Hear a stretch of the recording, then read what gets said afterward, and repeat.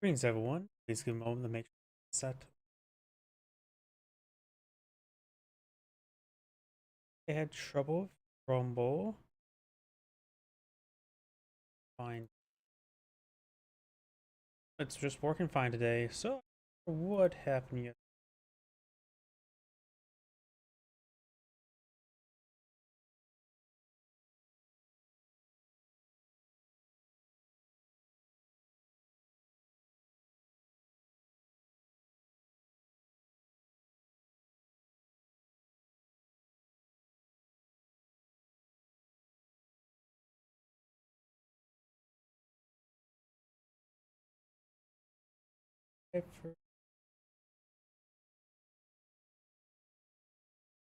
Edit this.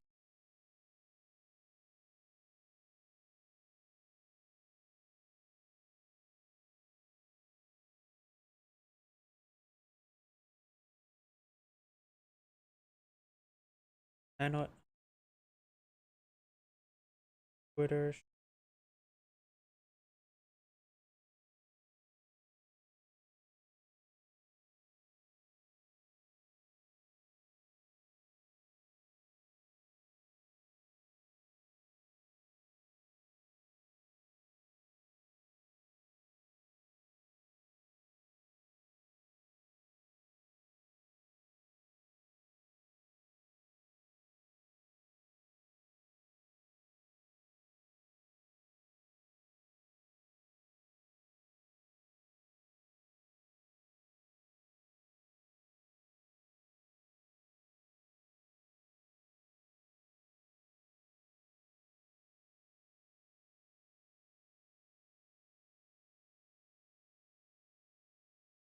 Of course,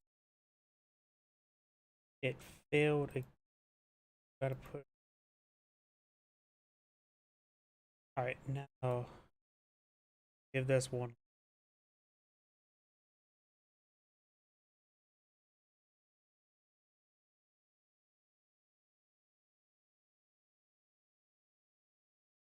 Fresh. And there we go. Everything out there. Now to activate the live stream.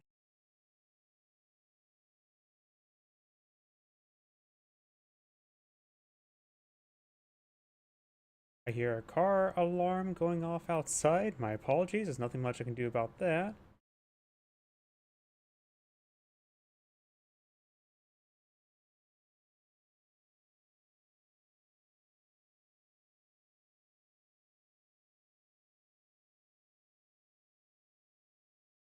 They'll go and clear out the...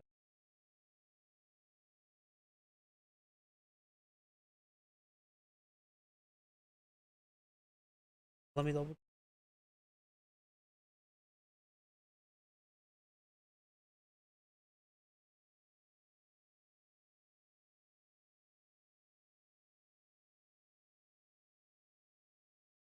Everything's good to go. So, let's actually get started. Go ahead and... Let's just start at the top.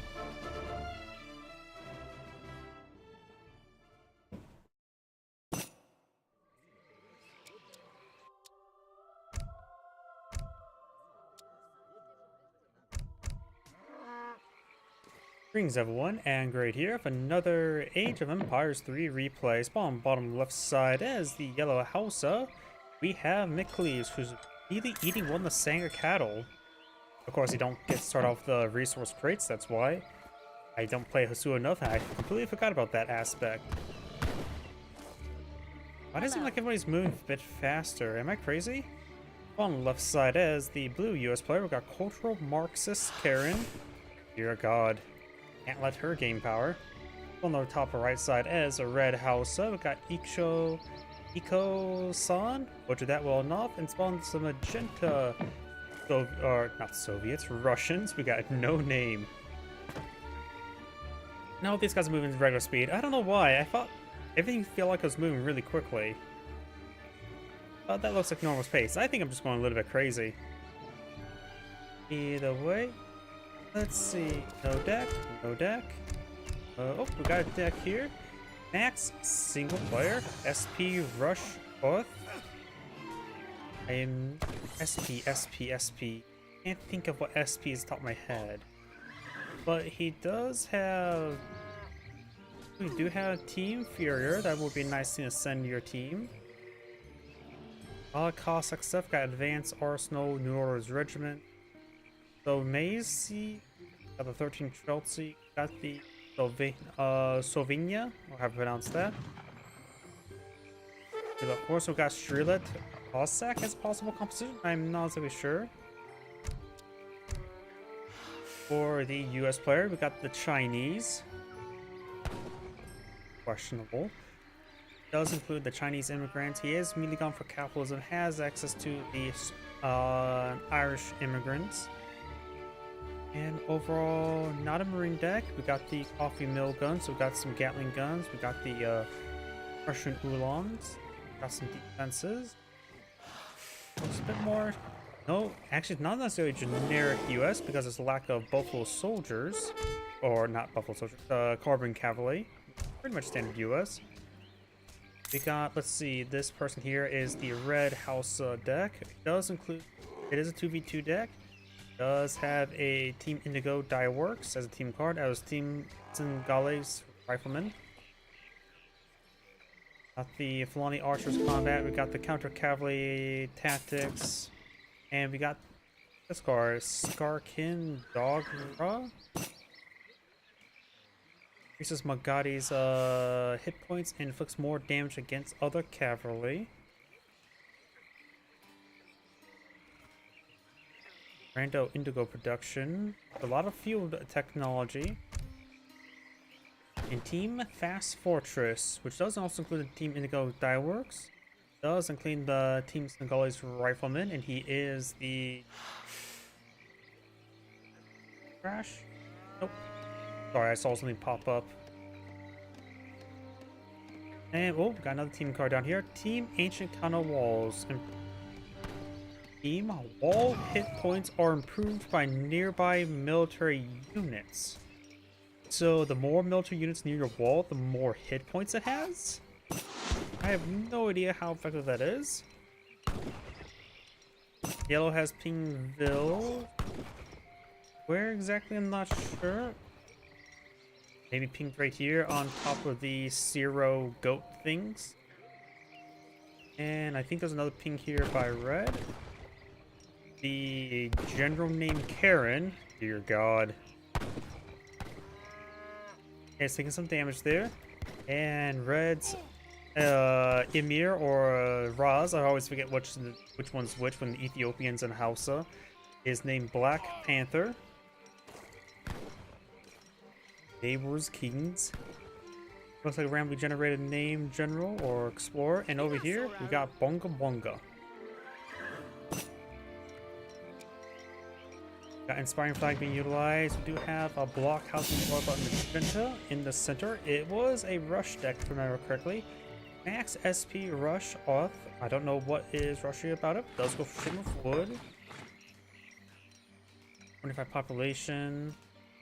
He's not gone for Logistican. Some Schultz put on the field. Schultz are, of course, the dirt cheap light infantry unit that we all know and love. Mosque here. Relatively forward Mosque. Hit by lag spikes. My apologies, it feels like I'm getting hit by lag spikes. Maybe something weird with the replay?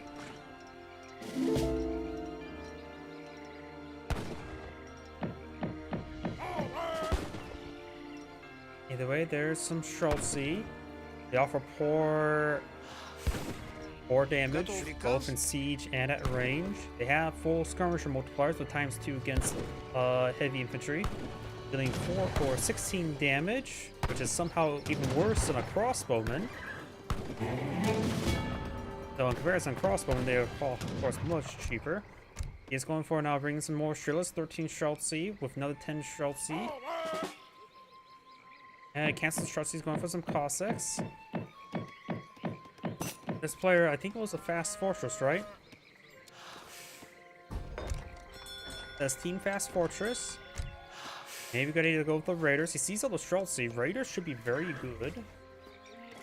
He's going to Fulani Archers, which should be good against Streltsy as well. Most things are good against Streltsy.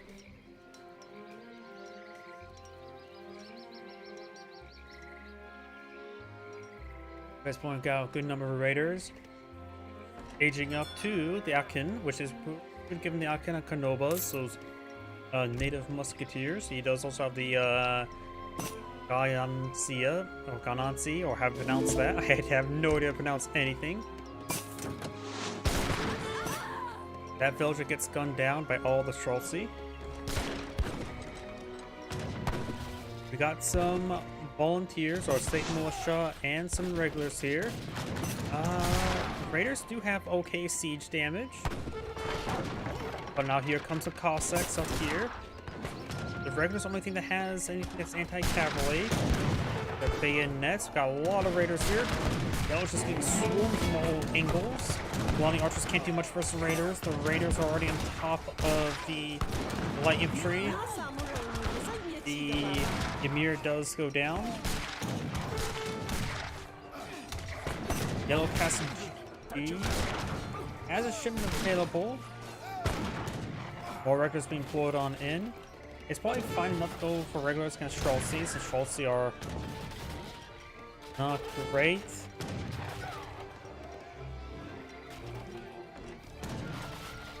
And you really need to look sit down, compare a single Streltsy versus a single regular, and see how cost effective they are. But of course, in this large numbers, the regulars will have trouble. Not regulars, musketeers.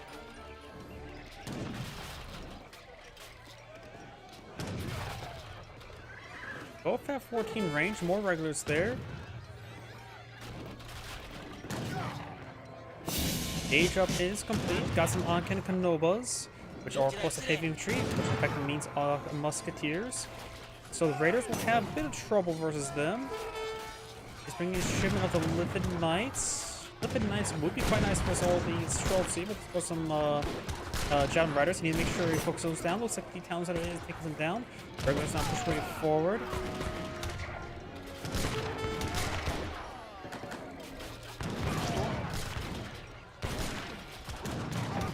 Streltsy being shipped on in. We've got more state militia, which are not super great. So we're going for some frontier defenses. He's out of military shipments. Maybe we're gonna go for the coin shipment just to keep his economy, boost his economy to help deal with all these forces. State militia actually may draw some fire, which actually would be pretty good in this situation. It would be giving them a pretty good meat shield, the regulars. State militia do have less range than the regulars as well. The Livid Knights are on the field, doing some excellent work. They are a heavy cavalry with mixed resistances. 20% range resistance going to be very useful in resisting these Streltsy.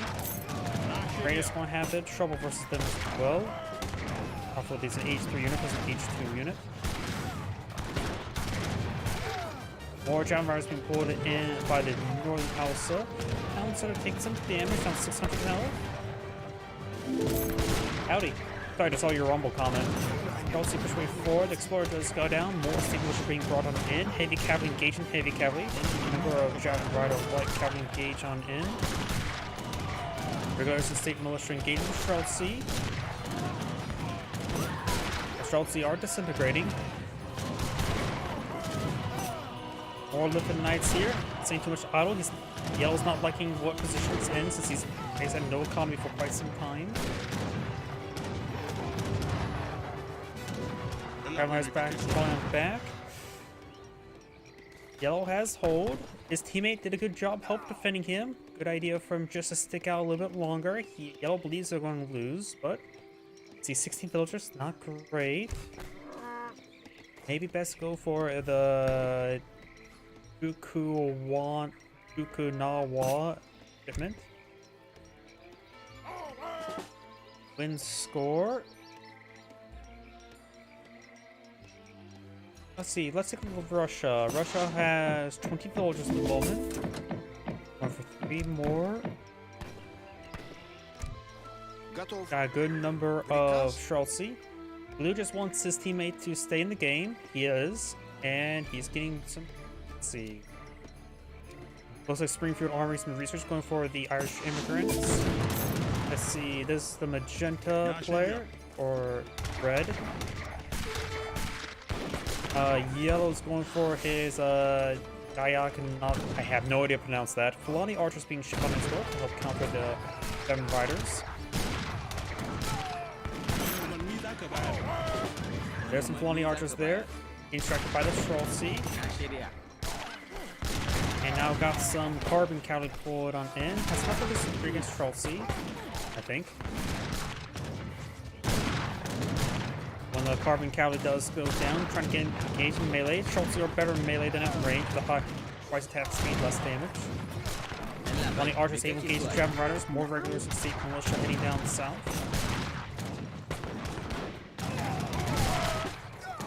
Or the elite Akanakanovas being pulled them in, more state militia.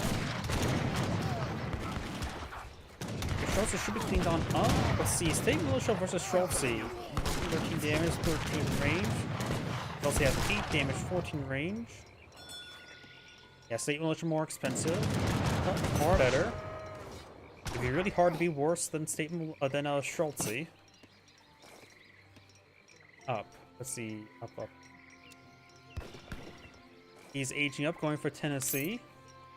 Tennessee's less common. I can't remember what Tennessee provides. Oh, like over mountain settlers, or was that Kentucky?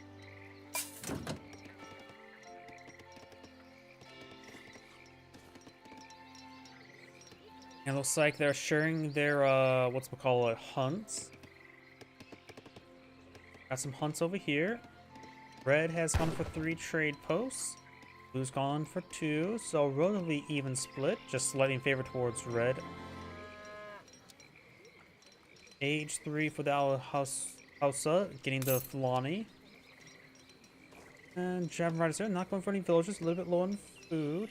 20 at the moment. Soviet or Russian player has 29. Why keep on saying Soviets? Well, like that's been casting quite a bit of Company Heroes too.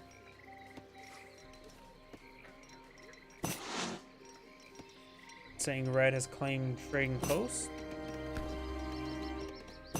Looks like blue wants yellow to stick out and let blue pull out some Gatling guns. Blue's doing quite well. He has some veteran sharpshooters, which should be very useful against those Javelin Riders. And a very good number of state militia. Might as well get for veteran state militia. Does he have the card upgrade for them?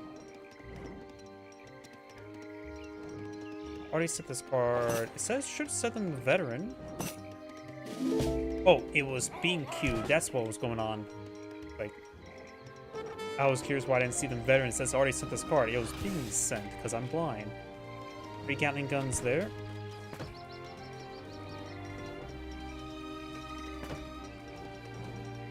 Wood clearing being researched. Got more veteran sharpshooters. Oh, Marines. He does have Continental Ranger.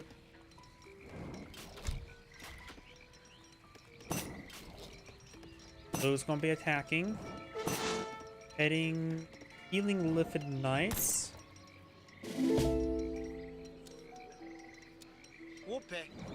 Yeah, they're healed up enough.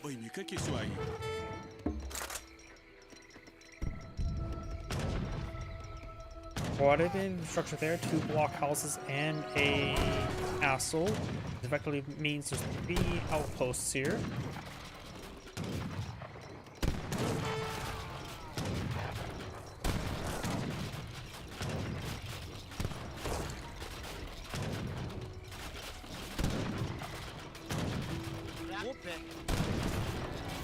And that infrastructure is going to be very nice. What other infrastructure do we have? Got a red war camp back here. Got another castle back here.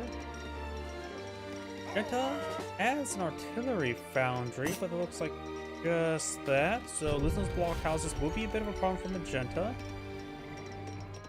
He has some church with some divine intervention. He's aging up to the bishop, allow him to move diagonally a little bit better.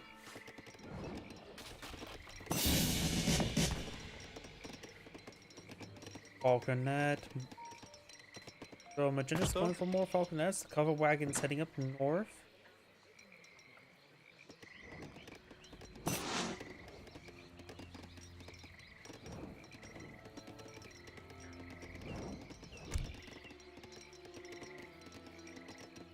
Go for some guerrilla combat. He could go for a third town center. I'm having trouble making really rhyme or reason with the Soviet, saying Soviet, the Russian deck. It just, I don't know, it just sort of feels weird. I think there's too many economic cards, like sustainable agriculture, food silos. I can understand Team Inferior since it affects your hunts and your berries for your entire team, as well economic theory, but I don't think food silos and sustainable agriculture should have in a 2v2 deck. Refrigeration and mint make sense, as both of those improve your food collection rate or coin collection rate by 20% in both the natural and unnatural resources. Well, this improves 15 to 15% as well for the unnatural resources. Got some basic walls here. Looks like the Soviet player has lost a lot of steam. Yellow has, of course, been quite. Economy was quite stunted, but now blue and yellow is now pushing forward with a sizable army, with a good amount of artillery as well. Magenta has a good number of falconets. Those guys have a large amount of light infantry, which can be disintegrated by the artillery. Got quite a bit of heavy infantry here. More falconets. 5 falconets is quite significant.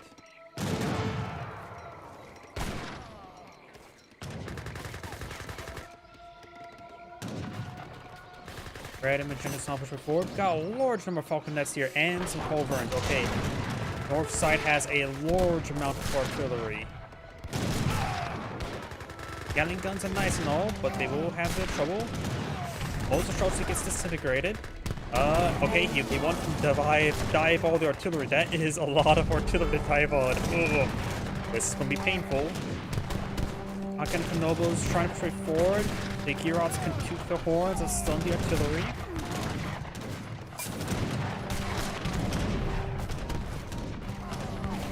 Reducing the rated attack speed by 4. Effectively increasing the attack speed by like 66%. It's a pretty good stun. They managed to overrun all the falconets. There's 2 fresh ones here. Yellow is disintegrating at the moment. Light infantry force can be eased. Take out all the light cavalry, no problem. More Chelsea. Blue says back, even though there's nothing much left of yellow to fall back with. He saves a Girot, his unique the native musketeer, and the Flaunty archer. Let's see.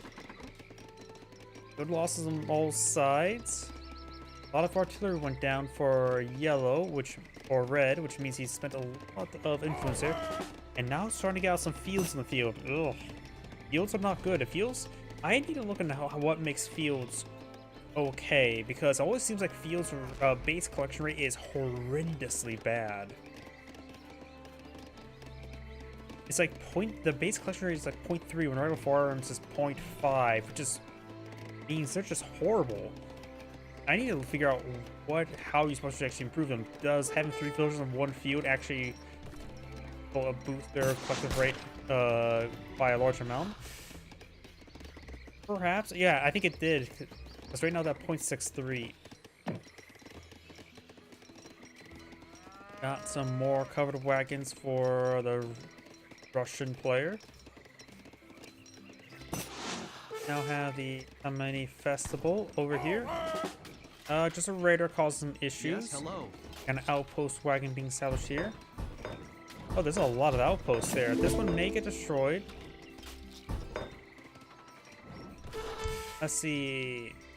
Open mountain settlers provide forward settlers, adds a lot of range teams, so they embrace the Second Amendment there. Watchdog Association outpost wagons, all existing newly outposts supply 2 state militia and provides plus 10 population. So there's going to be a lot of state militia popping out here. Or maybe not.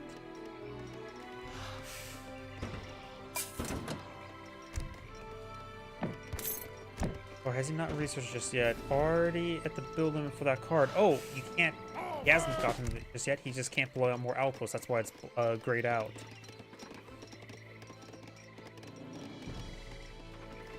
It's just that I don't know how to read.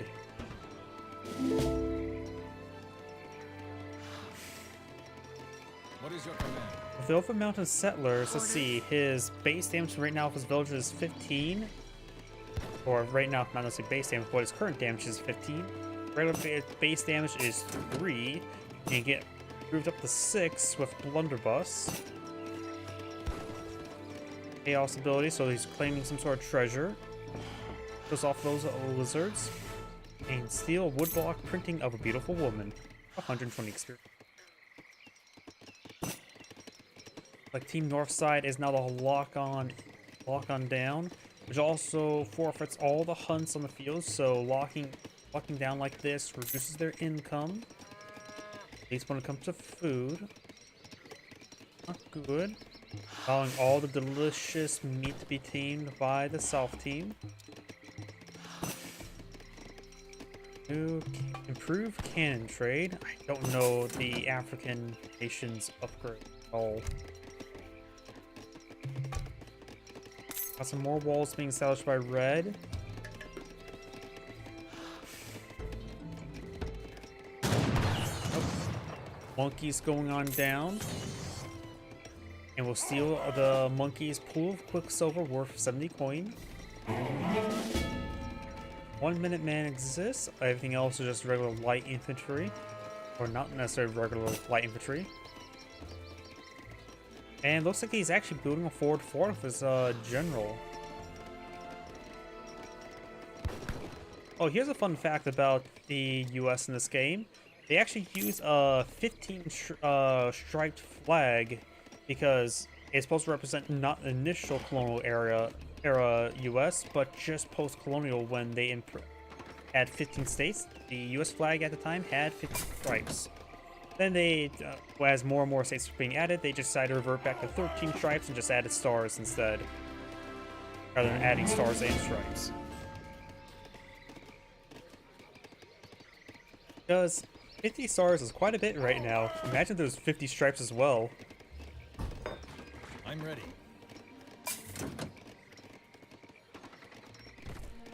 South Carolina being aged up. I'm not sure what South Carolina provides.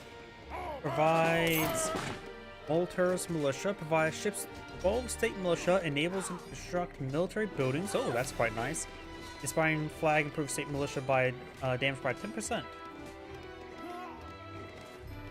And Quaker guns. I absolutely hate Quaker guns because they're just decoy guns.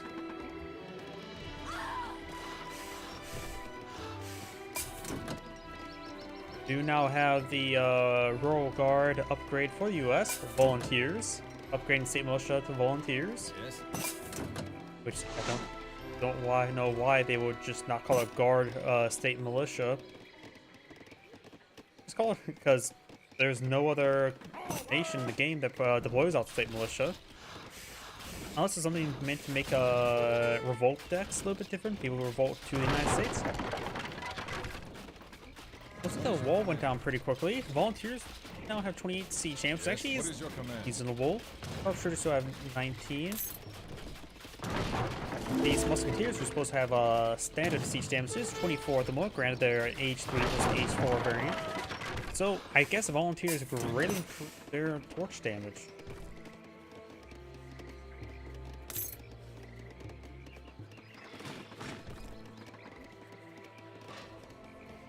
And I still don't know why this match gives me bad frame rates. My apologies for that. Either way, now I've got the state militia and sharpshooters now advancing. Got a large number of blockhouses there. They are not upgraded. Nope, they are. They have doing 45 damage. Frontier blockhouses. But these guys do some decent torch damage. Not great, not bad, just decent.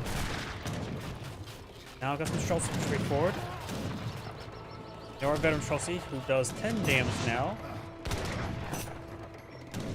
This is a large amount of falconets. And their field guns as well. Massive group formation went down there. They must advance way forward. There's Gatling guns find a pretty good shot there on the falconets, but they're not necessary. They don't do bonus damage, they do less damage versus artillery. The AoE damage was massive.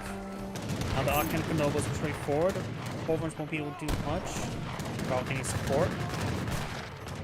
Another Falconet over here. Let the Knights push way forward. They're going to have trouble with these Musketeers since they're heavy infantry. They have bayonets.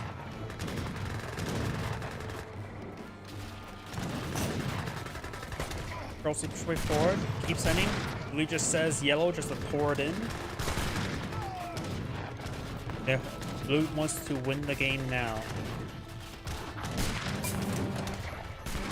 Nobles do have one AoE, which is very useful. They only have 12 range because this guy's 14 range, so you may want to step forward. You're getting some great AoE damage, and I think the Nobles splash damage being very useful there.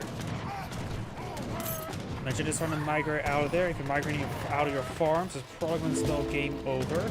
More Gatling guns being summoned by Blue. Also, player, the red one is going for more Lithid Knights, heavy cavalry. And the other one's going for some Pierrots, bring some research. I'm not exactly sure what it does. And he is trying to age up the Yorubara. The Knights here in pretty good numbers, but this is the formation that they don't really want to attack into.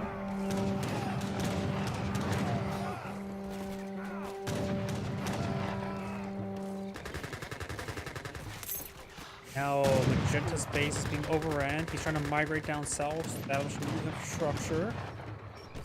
See, the Russian player has 77 villages, which is a very good number. The US player has 83, which is also a good number. Red has 64, a little bit falling behind. The other one is at 61, who's stunted for a bit of time, so it's not good. Or actually pretty good. The other house of players really fell behind. Did lose most of his Gatling guns, but he has plenty of years pushing forward. State militia or volunteers just flooding on in.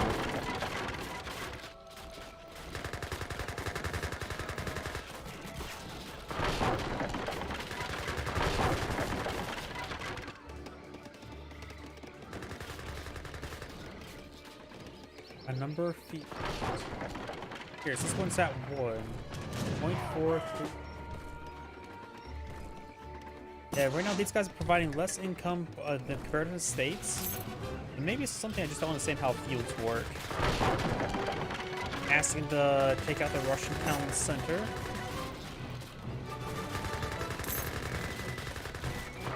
The Russian player says another town set up here. Russia is the only one is not advanced to the industrial age. Red's village is trying to migrate down south. Got some champion raiders. Red is launching a counterattack with some lift or champion raiders. Got a large number of elite javelin riders. Those are H3 units versus H4 units, but of course they are the counter unit.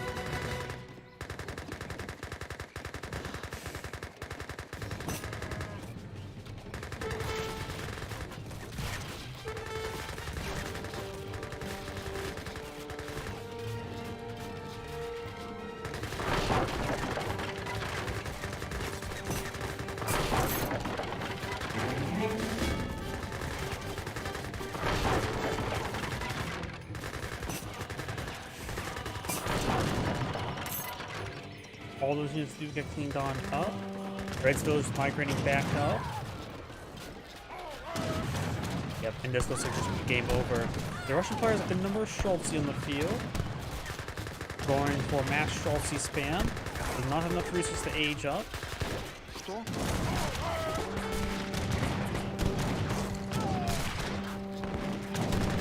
Of course, this area is very urbanized. Gatling guns. The Gatling guns may want to push forward.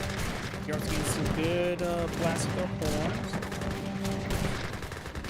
I don't know why. It feels like the Gatling guns is giving me a bit of a seizure effect. Ugh. A seizure-based headache. For some odd reason, I don't get epileptic seizures. Well, that's what I'm talking about. If I do get some sort of form of epileptic headache sometimes. There's one reason why I had to be very careful casting Relative Free. But these guys are going to be pre-stacked up. These guys who have one AoE. Even though they say they have like an old musketeer, I just assume they just have a blunderbuss or a shotgun. It makes a bit more sense with the one AoE. more of the Schultz pushing forward. Volunteers are just flooding on in. And the Gatling guns are pushing forward as well. He must have Papa Mills gun. Looks like one player back on the game, the Russian. And Blue actually got to Imperial Age as well. Zangray saying, thank you for watching, and on to the next play.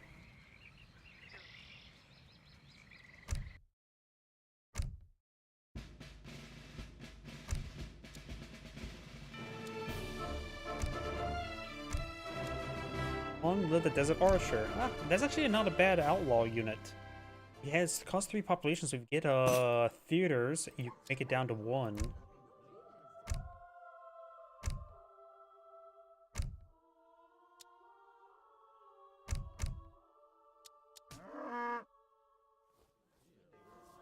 Greetings everyone, and Great here for another Age of Empires 3 replay. Spawn on the right side, top right side, we as the Red Ottoman, we have a foreign name.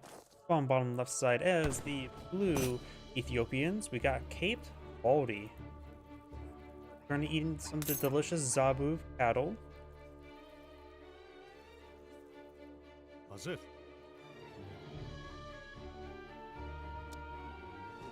Hello. Looks like Blue's taking on a monkey.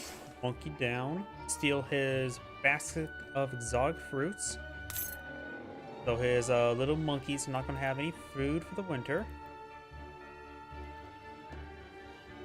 I should also mention, the base of the map is the Somali. Give you access to the militia, Jarud militia, Isa warrior, as well as some Askari mercenary musketeers.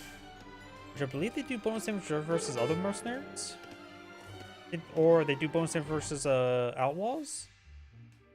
I think these guys have a weird multiplier like that. I can't remember exactly off my head. Looks like the Ottoman player is collecting a little bit of wood, eyeing to perhaps get out a trading post. Let's the Ottoman player.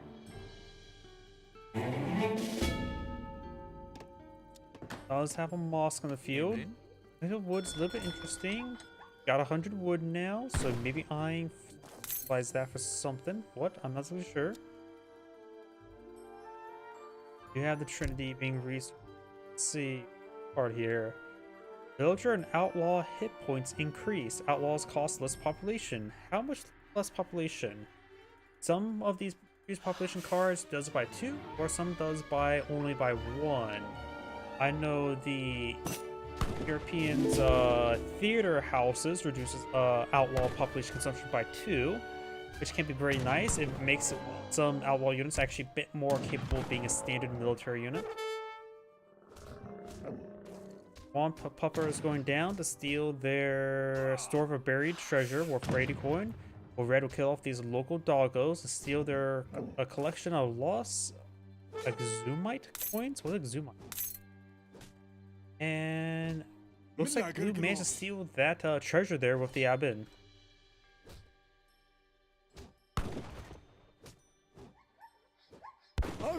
Yabin is currently healing himself, so nice little steal there.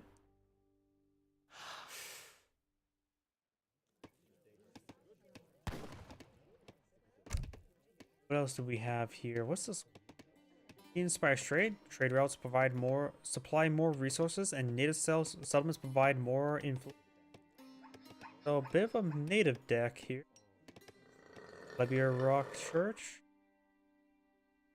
A lot of military shipments otherwise. Part here. These are scripts. Ships 400 influence per mountain monastery. Not bad.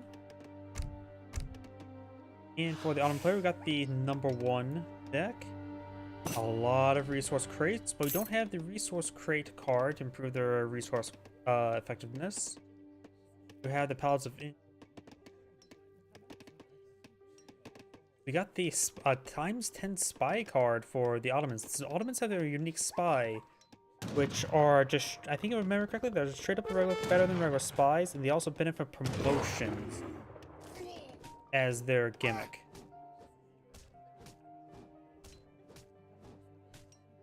But of course, I think the Ottomans don't get access to agents or assassins. Maybe they do, I honestly can't remember. Egyptian Mamelukes as well. Those maybe some sort of fast fortress with some reserve military cars just in case. Going for ship of wood. Ethiopian players aging up to the Habasha.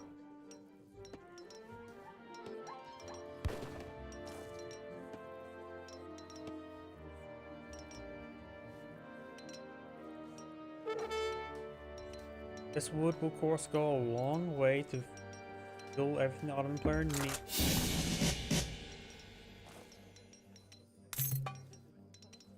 What else other research we have here? We've got the Somali coinage. Trade route improved by 10%? No, 30%.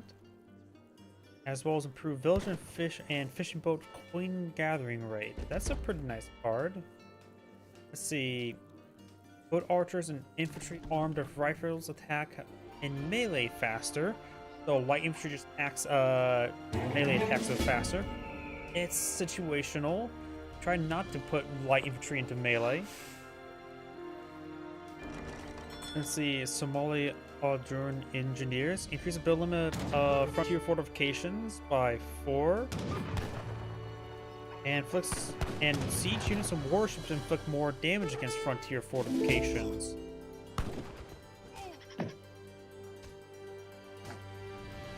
Fixed guns set build limit to -1.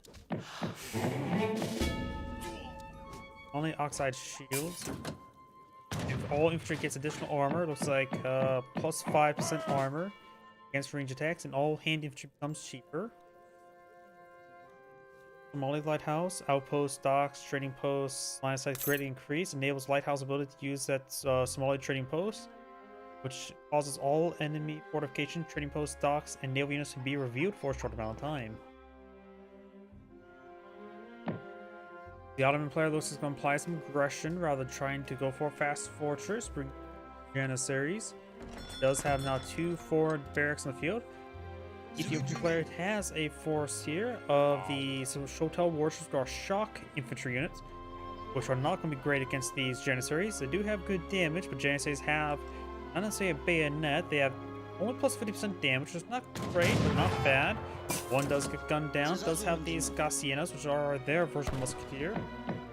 Has higher attack speed the close player are, but right now he's a little bit outnumbered. Does have some of the Desert Archers, which are an outlaw light infantry unit that should be very useful.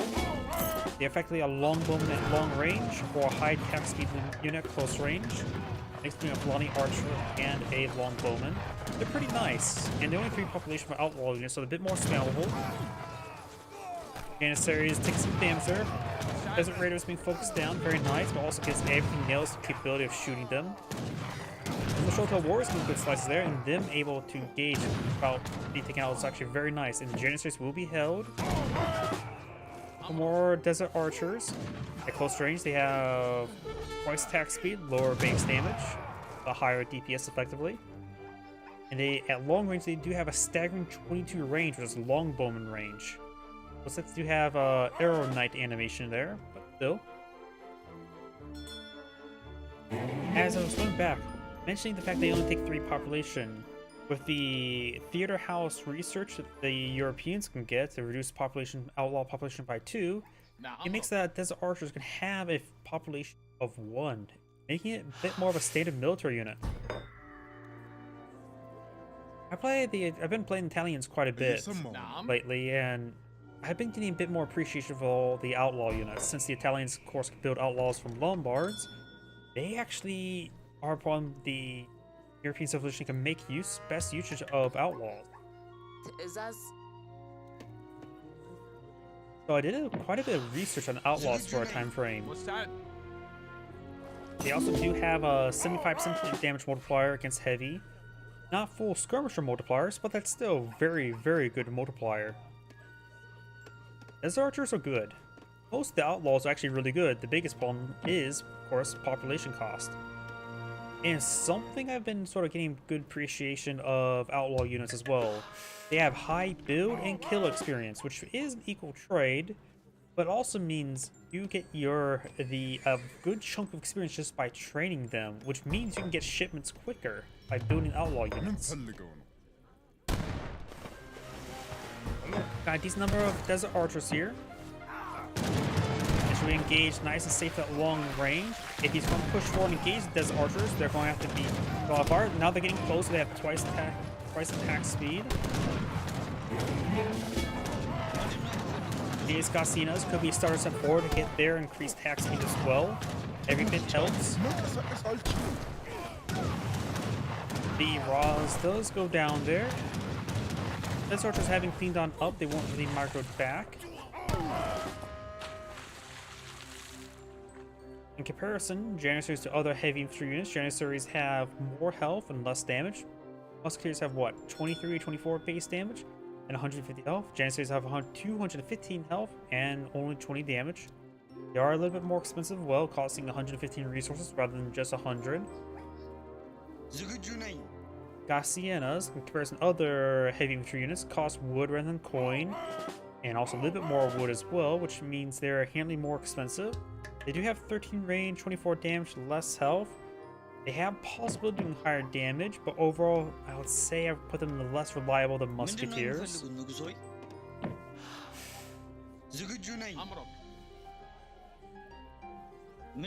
Of course, if your opponent gets nice and close, charges forward, they of course attack speed gets greater, and plus they have 13 range rather than 12.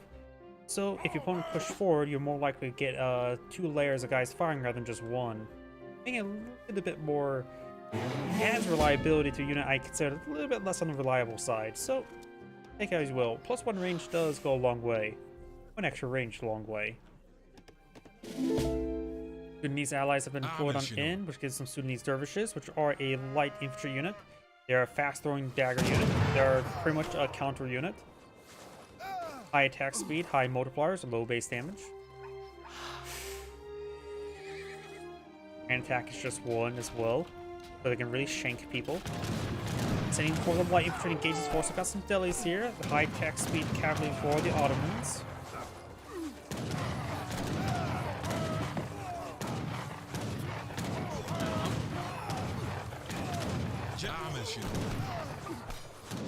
At close range, these dervishes do have 1 attack speed, so really fast attack speed. We got some Azaps here, which are a heavy or ranged infantry unit to engage cavalry, so it's a bad idea for them to go for these guys. And looks like the Ottoman player backs out of the game. Great defense there by Blue. That's Angry saying thank you for watching, and on to the next replay. Of course, I keep on trying to hit F10, because most RTSs just adopted F10 to leave the game. Dutch Mirror. I'm not a big fan of mirror matches up, but this was one I replayed from last week I downloaded. Might as well cast it.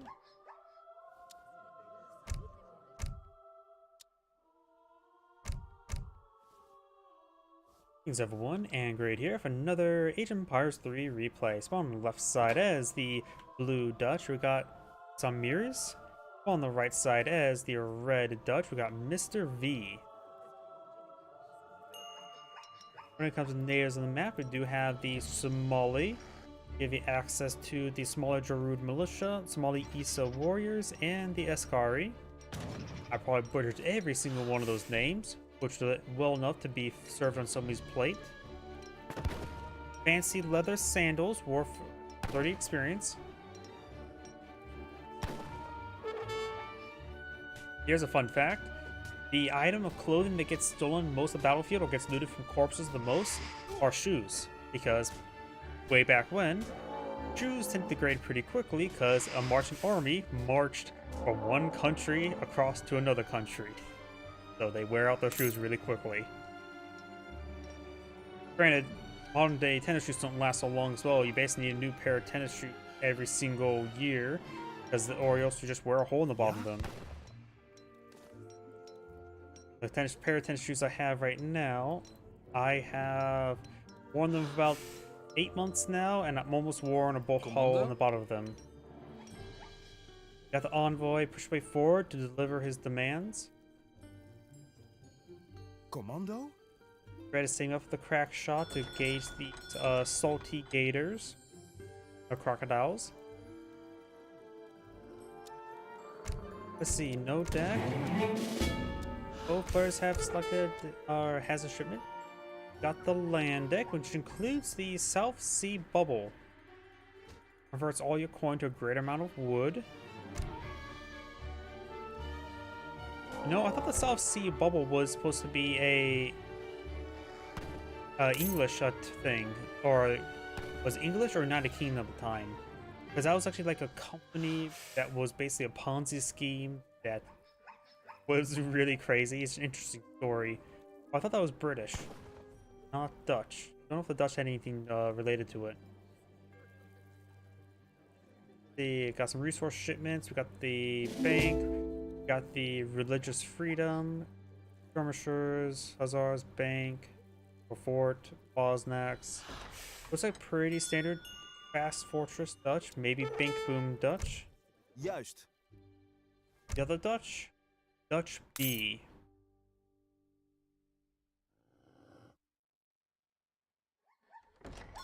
Bank, got religious freedom, got a lot more combat cards. We also got pikemen, which could be quite aggressive to do. Pikemen, yes he did. Halberdiers. We also have the early mortars as well. Advanced artillery. Another variation of what appears to be really standard Dutch. We do now have the Logistican. Can't remember what the Logistican does with Dutch. Doesn't Logistican for Dutch enable halberdiers? Or was that Portuguese? I think it enables, maybe that was Dutch for enable halberdiers. This one is going with the quartermaster, which should give him what, 500 wood? Let's see, Samiris. Blue is going for wood, red's going for the Logistican.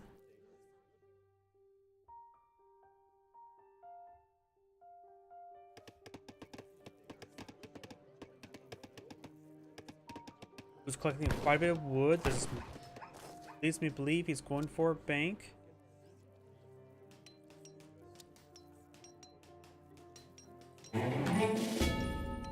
One bank has been established. Trying to get some coin before a little bit can't get out another merchant. Hallo? Commando. Yeah, merchant. I don't know why I second guess myself. And second bank being shipped on in. Here comes the Logistican. There's a bank there for red. Commando? Yeah? Yep, he gets a veteran halberdier. And weird thing about these age 2 halberdiers, they're just straight up age 3 halberdiers, just an age 2. We get one free veteran halberdier and also Yeah. a military wagon. So we're going to see the halberdiers being brought on in. Red is going to be aggressive. Though the Dutch is one of the civilizations pretty good defending himself versus heavy infantry. Since Dutch doesn't get age 2 musketeers or any musketeer as long as you go for blue guard.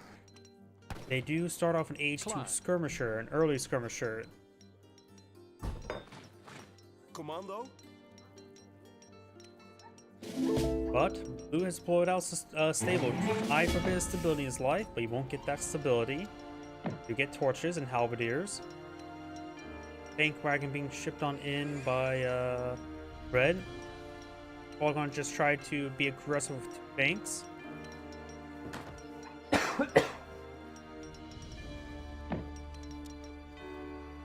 Blue's not going for a round of hussars. The envoy is here to deliver his demands. Ja. Klaar. 4 hussars, just peel off 1 hussar, take out the envoy. But we got a 6 veteran halberdier here. Already got another halberdier queued on up. He has cut his merchant production. We'll go for one now. Ik kan me niet bewegen. Explorer has gone down. Ja? Von Dror von Burken. I have no idea how to pronounce that. Market being established. I'm for a bit of a market economy. Klaar. Blue's explorer's name is Jacob Hondius. Probably a little bit easier to say, but I still probably butchered it. Triple bank here. Got a good number of veteran halberdiers. Commando? Veteran halberdiers do have good torch damage 36. They also have excellent melee damage as well. Villagers do have 20% melee resist. Ja.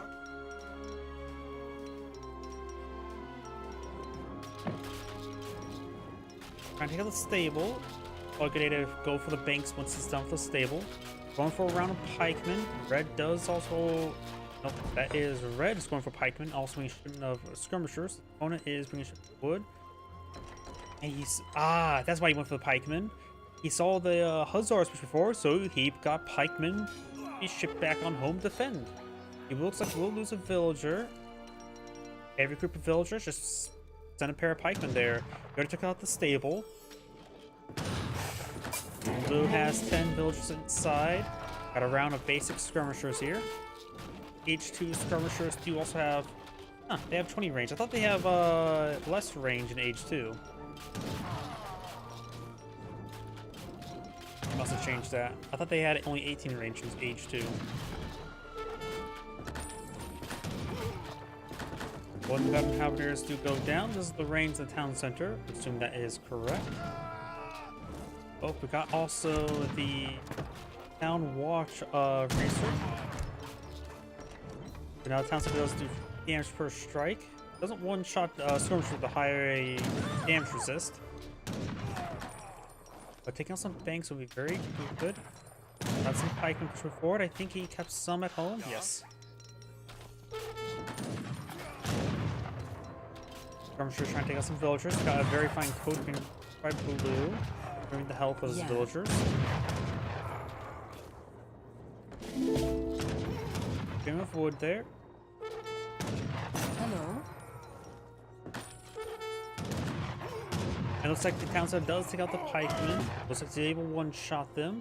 He must have micros town center.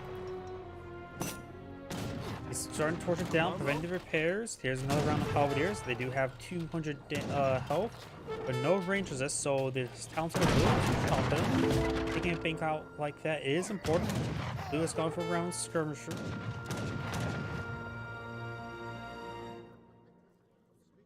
So quite a bit going in store.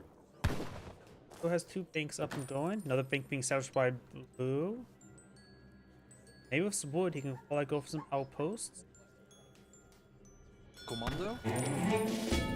And red is eyeing for the infantry combat, improving all of his infantry damage. Ja. Ik ben gewond. Ik kan me niet bewegen.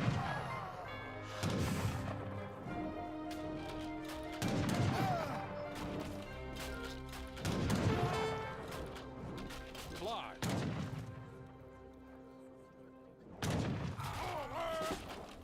Commando? This handful of hussars are going to be very useful versus its skirmishers. Ja. Klaar. There's some militiamen. Militia are pretty nice. Hussars are hitting the militiamen. It's not a good idea.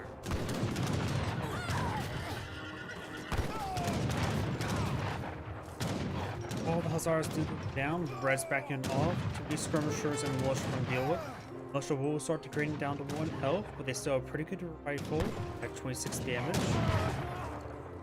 Even at 1 health, they tend to overkill them a little bit too much because you tend to focus fire all against 1 guy and thus takes a lot of extra damage.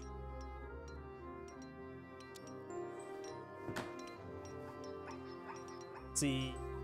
Blue currently has nothing in his build queue. He has plenty to spare properly.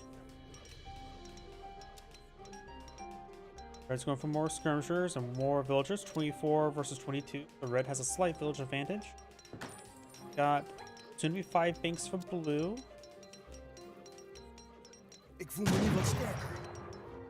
5 out of 5. Red right now has Ik ben gewond. 3 out of 5.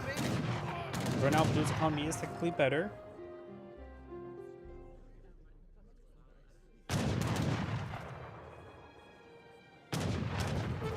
Red's trying to go for more halberdiers. Like I said there, militiamen took an entire volley there. Blue's villager's not heading to the coin deposit. He's quite a bit from this one's almost out. And blue now needs to start establishing presence around this coin mine here and make sure it doesn't go down. Additionally, this barracks maybe not the greatest spot. It's just there's an traversable land here, too deep of water.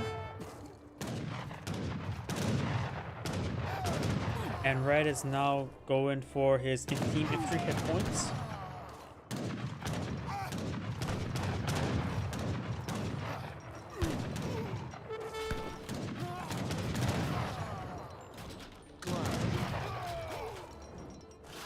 If they attack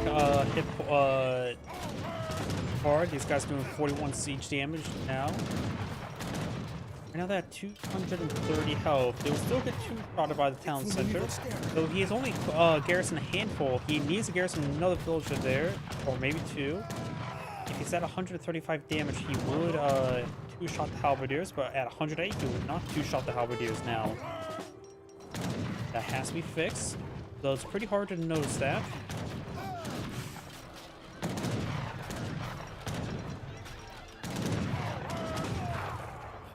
Commando. Bank's now down. There we go. Bank is now down. Point deposit has been cleaned on up. Halberdiers getting some damage on those hussars. Yeah. Red skirmishers might have trouble versus hussars. Got some more red hussars now on the field.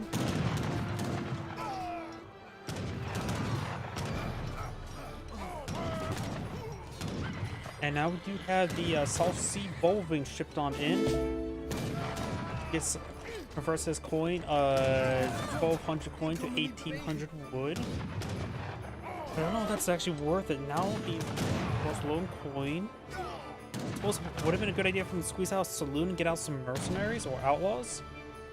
Probably would have been a good idea. Yeah. But did not have the Second Amendment. They do 3 damage per shot. Yeah, with that amount of coin stockpiled up, he probably should have gone some mercenaries. So this is a African map, so it probably would have been like desert warriors and desert archers. It's a mix of food and coin, mostly coin with a bit of food. So maybe not the greatest. But I don't know what. You have to probably get a little bit lucky for H2 mercenaries as well. I still think he should have gone for our tavern. Commando. Outpost being established here. Oh. That's why he's going for South Sea Bubble. He's going to hunker in with outposts. He needs to build outposts around this coin deposit. He does need that coin deposit still. Claire. Commando. Looks like he's going to go for a couple outposts and 2 banks. Hunting doggos being researched by red, as well as some more veteran halberdiers. 32 villagers versus 25. Of course, red. Oh, red is starting to pull out some more banks. That's bank number 4 for him. Let's see. This is blue's deck. This is what he has remaining.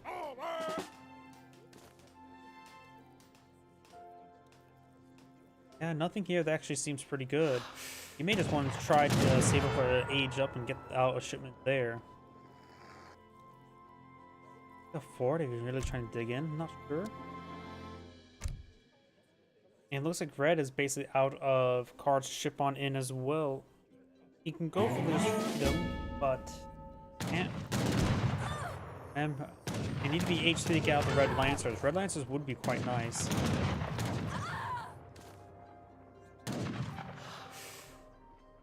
At the church research for deployed out by blue. He's going for religious freedom. May go for, you'll probably go for coffee trade immediately.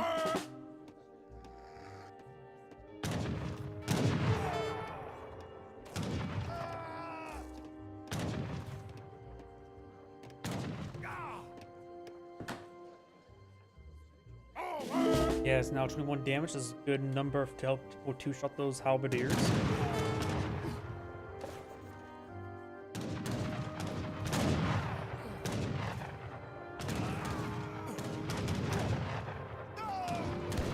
Red skirmishers going down. Red's trying to go for more hussars and skirmishers.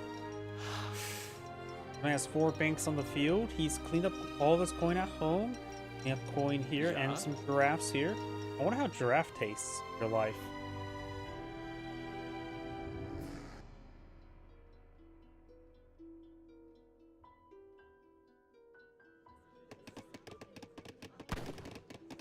A lot of wood being clipped up by the other player.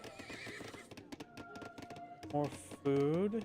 Hallo? You may want to continue making sure the giraffes are getting herded towards this town center. He has an outpost down here, cleaning up the eating up the zebra.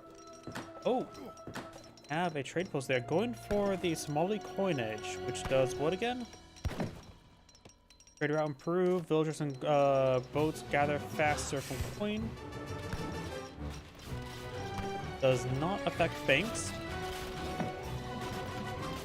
He needs to be age 3 to get the Ascari. Oops, we got age 3. Red is aging up.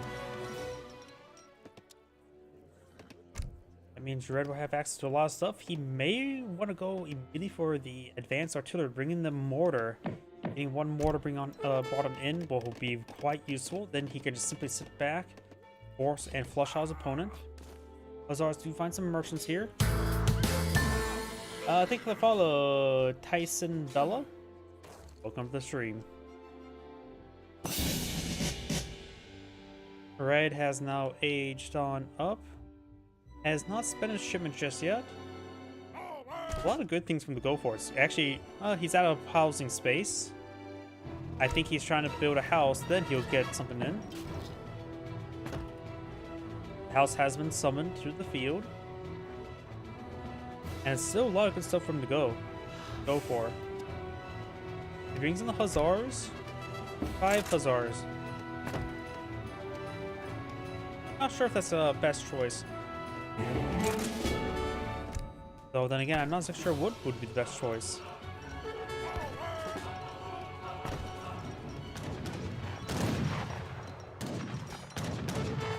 Explosive amount of skirmishers fighting. That's probably why he's going for the Hussars. Those here may go down. He's also trying to steal his opponent's coin on his side of the map, trying to deny his opponent's resources by devouring them himself. Also bringing some skirmishers as well. These skirmishers pushing too far forward. Of course, his age 2 skirmishers versus age 3 skirmishers. His opponent is now has enough resources to age on up. His age just started going for the Exile Prince. Hussar is able to connect onto these skirmishers. He has a lot of fire support back here, and blue casts in GG. This Angrade saying, thank you for watching, and on to the next replay.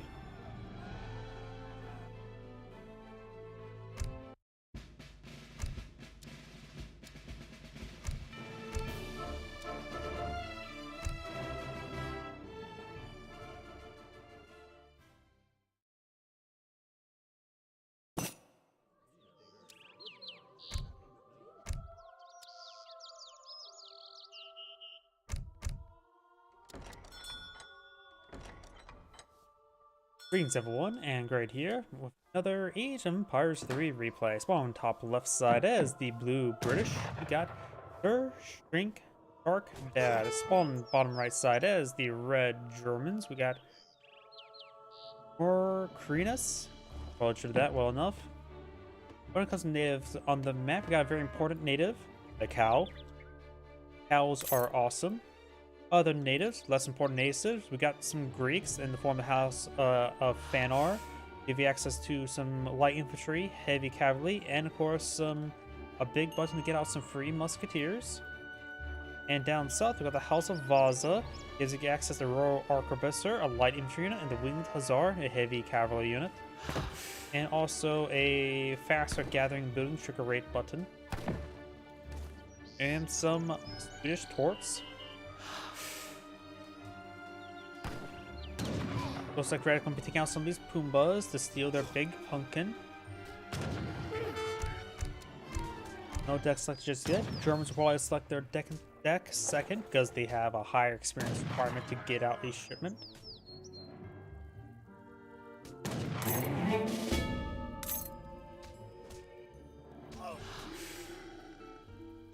Pumbas have gone down.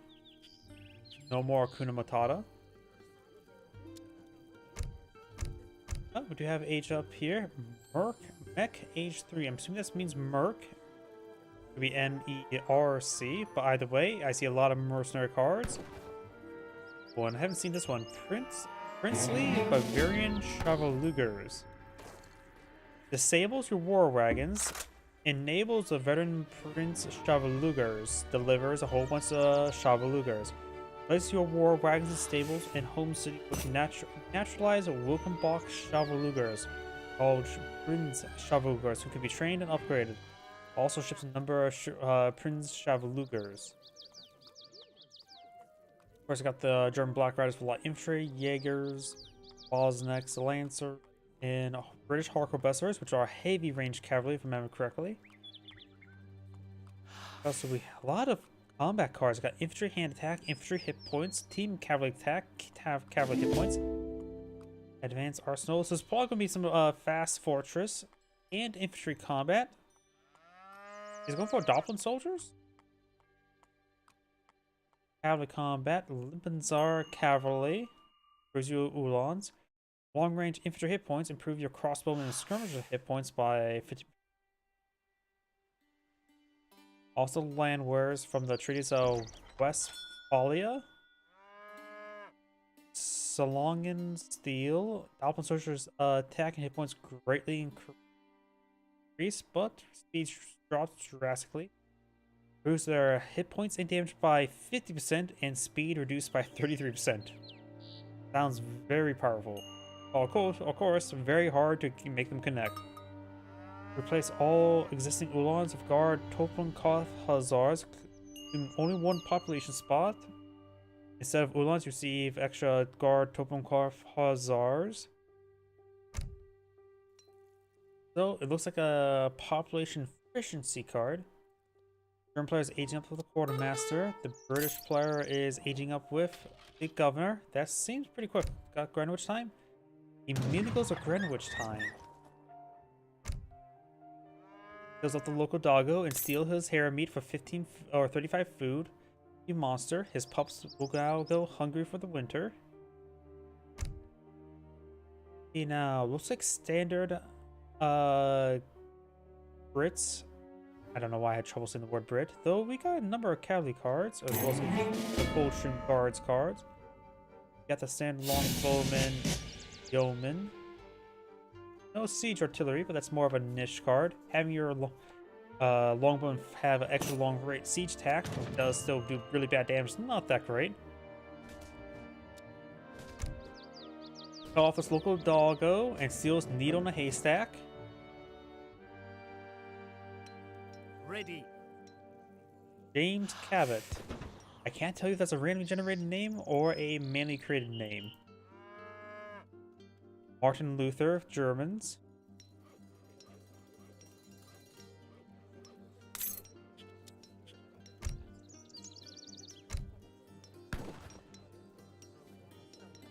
This is wood being collected on up. He is going for the settler wagon shipment first, not going for the coin shipment just yet. The British player is got his coin shipment and going for some wood, so maybe going for a bit of fast fortress and use the wood to get out a bunch of manors for villagers. There's his 2 free Uhlans to focus down the explorer. But these ibex are getting in the way of the cavalry. A big problem. Flanks around. I am sorry grieved. I may not steer.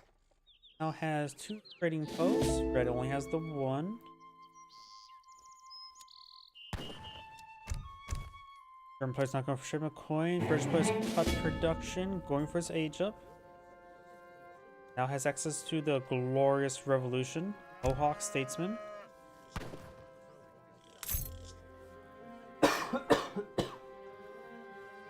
Or if the British player's going to try to blow out some Rangers.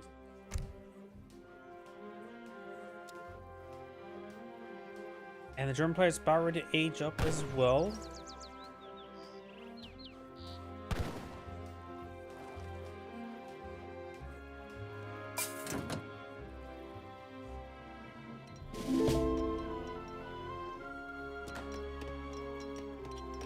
On aging up with the bishop, which will all move diagonally a little bit better.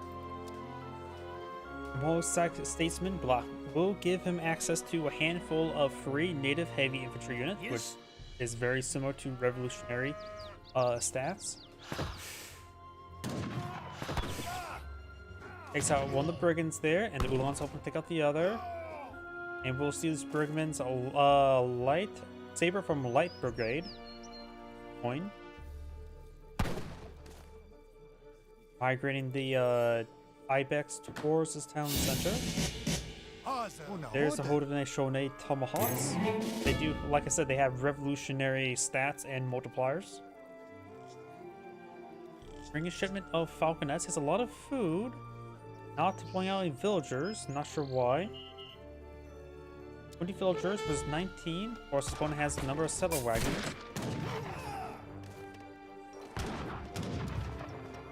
There, that's why he went for the Blackwatch. That's why he saved up his food. Blackwatch are slightly improved Highlanders, guarding also heavy infantry. Now. Shag.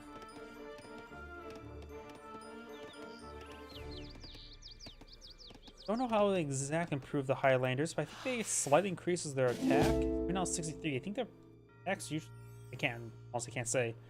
Looks like they have 13 range. I think it's just 12.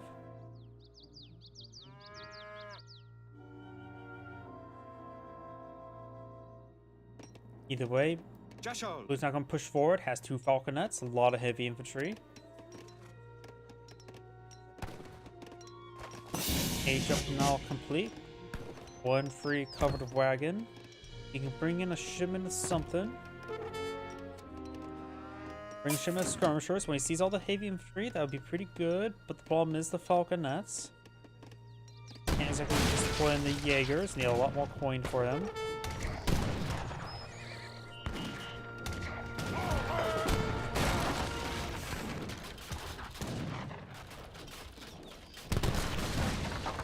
Ulan's trying to flank around. If he can take out those falconets, he's in business.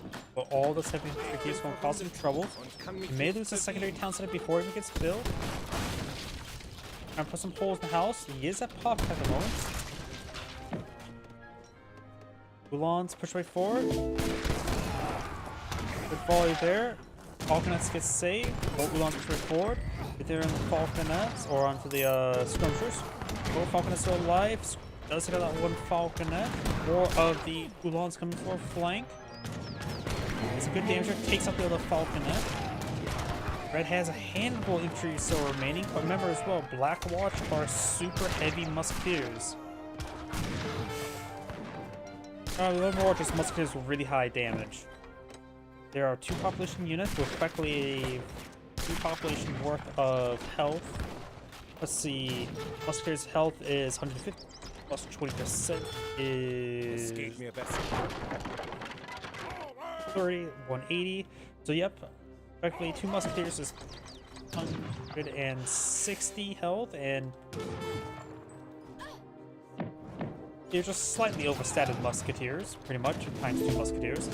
Not a massive round of Ulans, so I don't think that was a good call.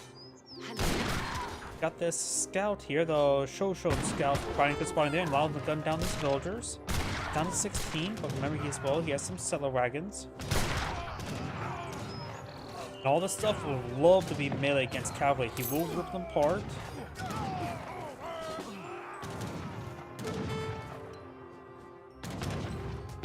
Yeah, that cavalry ship was bad at him. Now Blue's brought out his own cavalry engaged skirmishers. Very nice.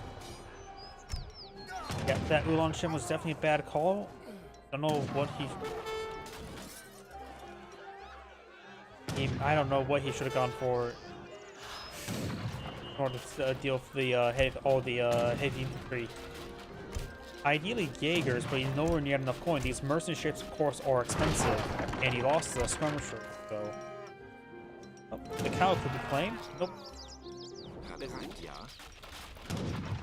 7 out of 20 settler wagons, so add some down here. He has effectively 23 villagers versus 28. As I mentioned, a good number of them are stuck in the town center. One of the Blackwatches goes down to town center fire. And goes Doppelin soldiers. I don't remember exactly what their stats are. I think they have slight AoE and maybe less damage than the regular halberdier.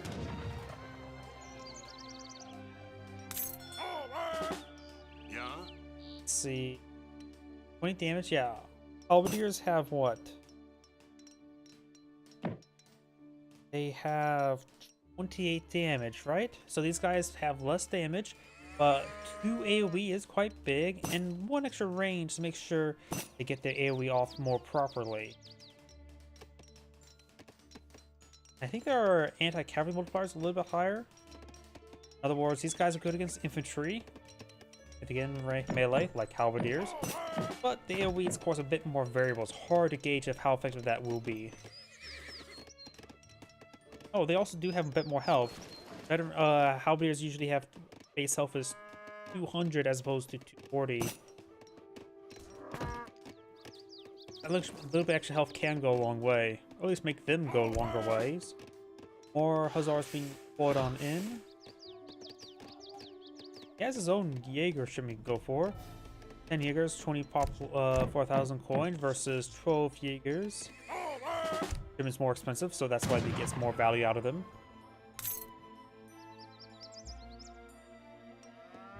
Auftrag. Also, it's really nice versus halberdiers, but there's only 2 of them. Going for a round of pikemen. He's a little bit desperate to deal with these Hussars. The Alphonse Soldier will rip apart these Hussars. Does claim a settler wagon. We got a good amount of forces here. And now a round of musketeers to support out his units. There are better musketeers as well.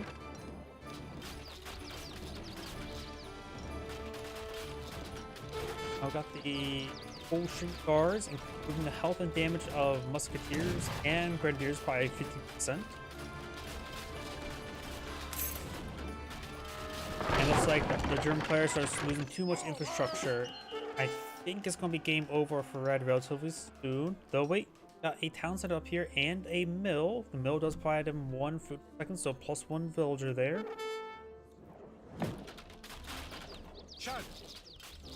Migrating up north. Hussars will spot this. Maybe. Not sure I'm actually saw there. Templar also has 2 shipments. He needs to task his villagers mostly on coin. He needs those mercenaries.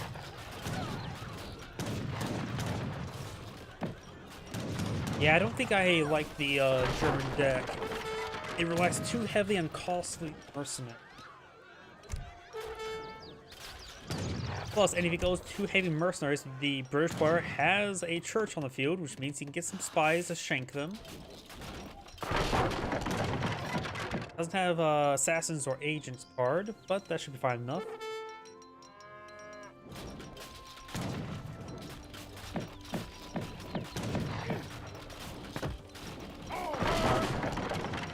Skirmishers been pulling in the field. The blue has claimed this mill. Nova's claimed this mill.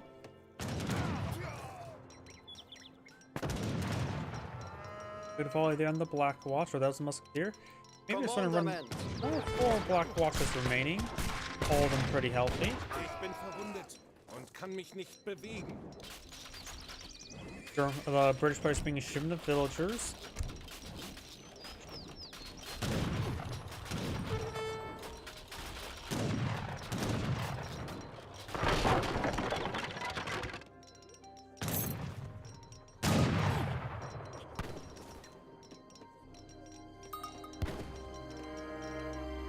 Looks like the Hussars do claim this mill up here. He sees the town center. German player has collected quite a bit of coin. Yeah, I think too many combat cards and too many mercenaries. Not enough cards of everything else. I can see the combat cards could be useful if it goes for a large number of military cards, but there's just too many expensive mercenaries. You can always skip the hand attack cards. It's hard to make hand infantry be very useful.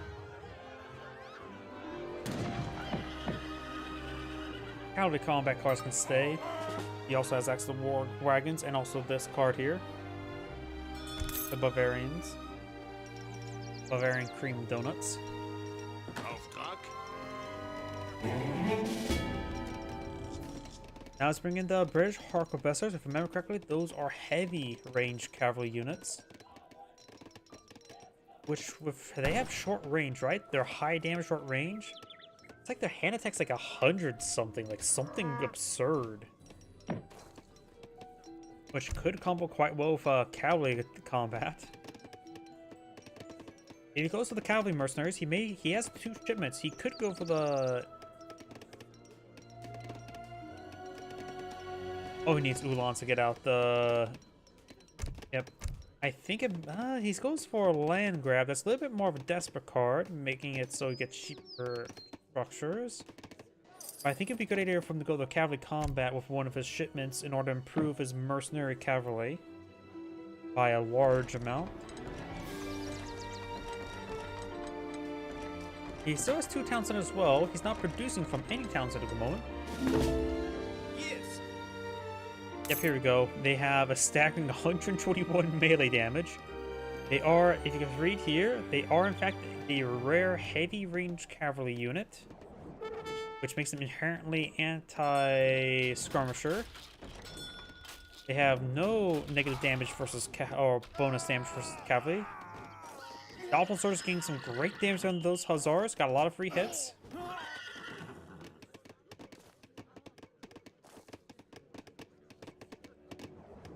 German player trying to get some wood to get some more housing. He's just sitting waiting for the land grabs to complete, so of course reduce the cost of the housing.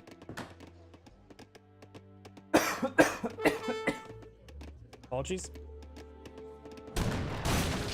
Got some falconets here.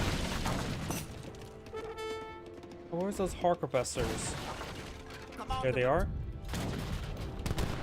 They do also have a rare multiplier, 2% less damage versus pikemen. Versus hand infantry.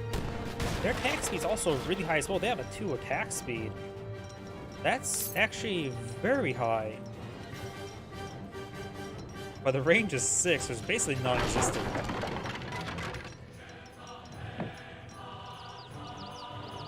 So the term of heavy range cavalry is more of a technicality with only 6 range.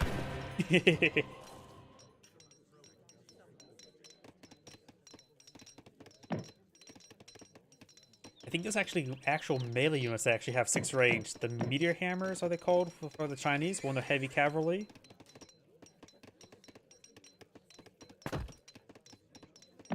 The way now got the circular assault being researched. Bereit. Got 4 Doppeln soldiers here. Good number of musketeers here. Going for the princely Bavarian Chevaulegers. I have no idea how they're statted. Arquebusers are straightforward. Take some damage. They do have range resist. Their health is only 300. It's not too actually high for a mercenary unit. They're more of a glass cannon unit for being a heavy unit. And they all just disintegrated there. They did not last long at all. Yeah, 300 health is not a lot, especially when we only have 6 range. Let's take a look at the princely Chevaulegers. I don't know how they're statted at the top of my head. Let's see, of course, a light range cavalry, gunpowder cavalry, 23 damage, 12 range, slightly higher anti-heavy cavalry multipliers. I feel like just look like more close to dragoons. By the way, that is end of the replay. The German player is back to the game. This is Angrade saying thank you for watching, and on to the next play.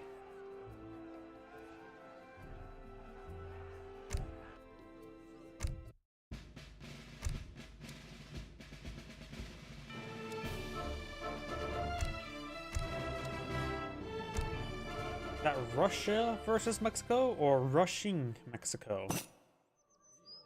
It is Russia versus Mexico.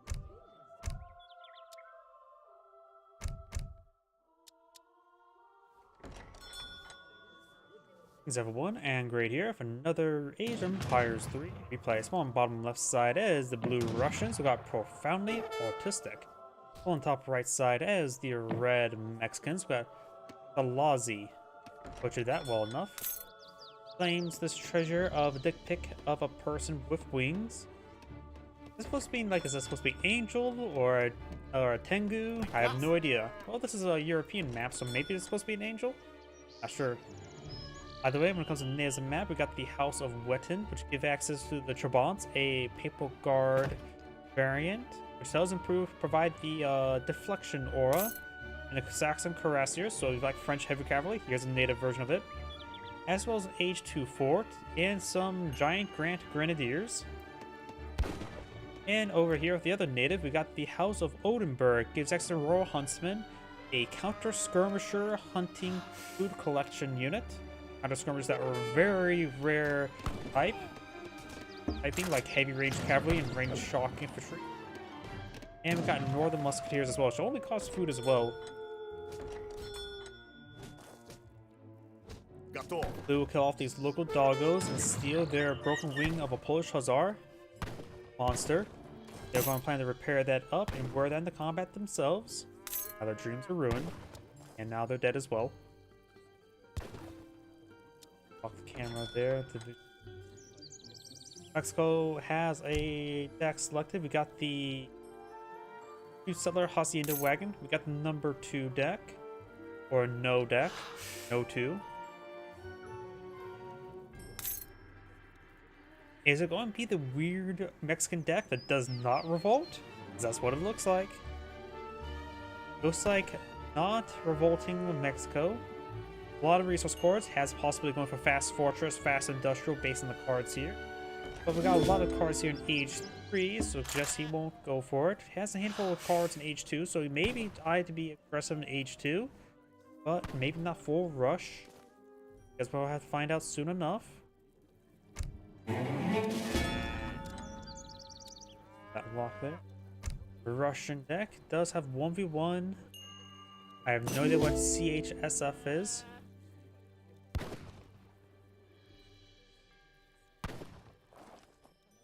Bees Horse Super Fortress? I have no idea. Let's see. Have the Boyars.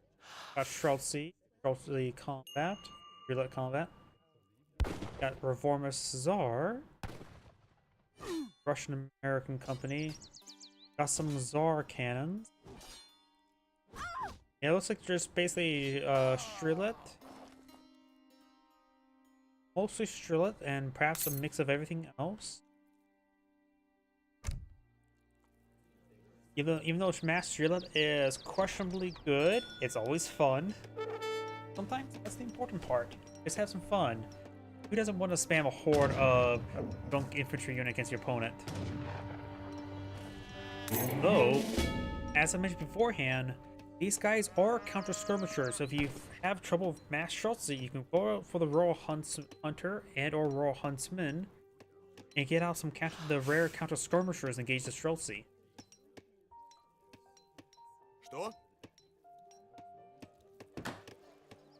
Got the Russian player aging up with the Logistican, which gives him the 1 or 2 military, 1 military wagon, and also improves the population provided from a blockhouse from 5 to 15.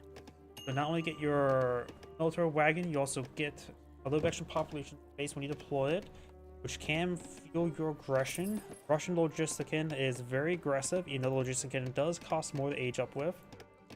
Small price to pay.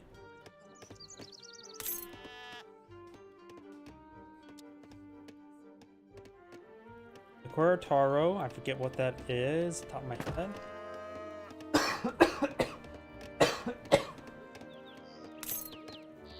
Apologies.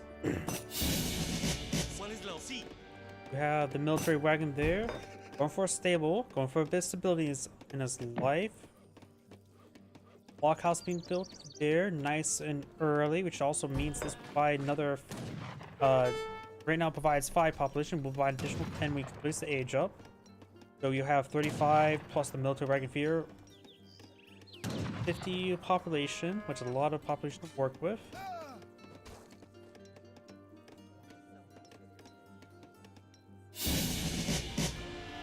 Got just desert pikemen and corrupted watchmen defending this region.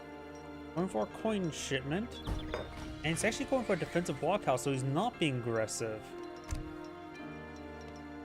Okay, so it's not aggressive, just looks like he's actually going to be a defensive Russian player. That's interesting, which is also a bit of a problem. got Rush in your name. You gotta go. You have to rush as Russian. Rush B. Get 100 experience there. And we've got a Fast Fortress Russian. Mexican player is bringing Shima Coin. Going for barracks as well.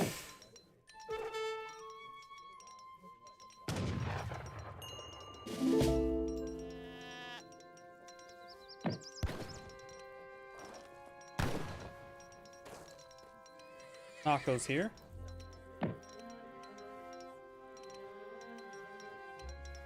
Comandante?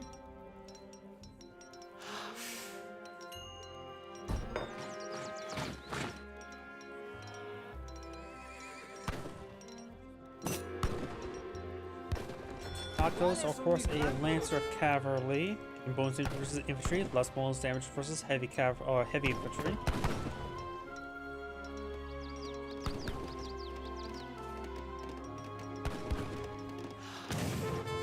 Knocko's trick forward. The Russian player is aging up to the Adventurer. Which usually give what? I don't know, like, I think it's Passiveers, Crossbows, and all that things of that sort, and Archaic Archer. So in this case, we'll just give him Schultzy. Not sure what the Russians actually get from that. Too many politicians to memorize. Viva la Revolution. Name of the general. Excellent player has enough coin to age up and some more food.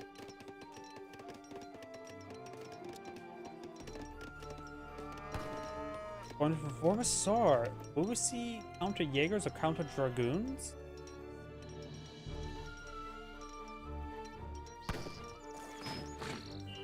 I know you can get counter Dragoons from their Vormissar. Does it get counter Jaegers as well? Or is that just when you revolt to Finland? I forget exactly. You rarely ever see Russian church technology. Or shipment. Or at least in the replays that it gets uploaded and I download them and cast them. There's Age Up, has a lot of wood sorted up, so maybe whatever church shipment he has needs bars full of wood. Yes, it did. Cost 1,000 wood. Going for St. Petersburg's Dragoons, which are the counter Dragoons. Don't let the name fool you. It's only a slight bonus, and they don't counter Dragoons. They just are just a slightly better Dragoon. Готов.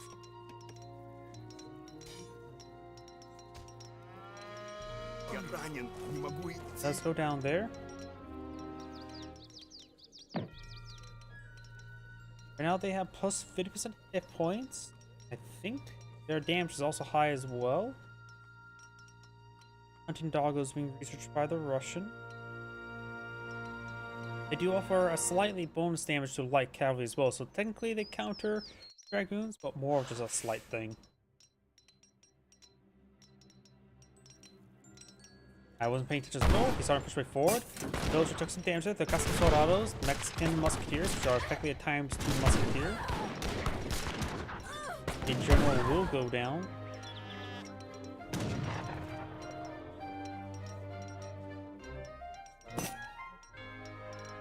Now the Mexican player has aged on up, going for a shipment of Soldados as well. Against these counter Dragoons, you can go for some light infantry units. Got some Streetless in the field, which of course are not great. Veteran Soldados, who's going for more than Musketeers. Got more Streetless been pulling in. Got the Veteran Schultzy as well as the Russian American company.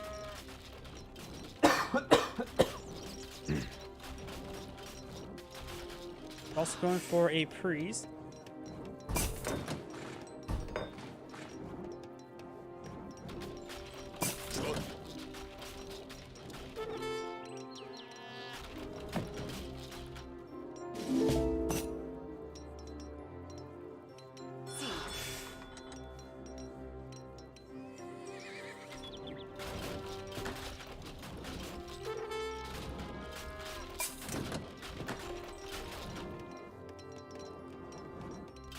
Blockhouse wagon being deployed on any of the Russian American company, which also does give the Russian American company also provides what, 2 blockhouses, right? Yep, so this also is 30 more population for him to work with. Russians don't need homes, they need barracks. Esquire is now manually deploying out town center. Hola. He has an army of 14, including the general and the padre. Germans available.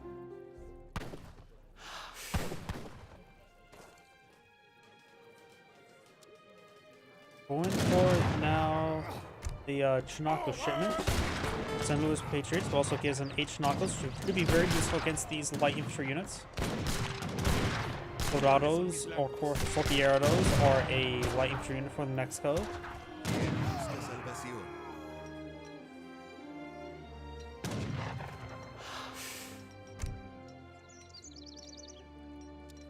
Cancels it, going for the Soldados, Sortieros now.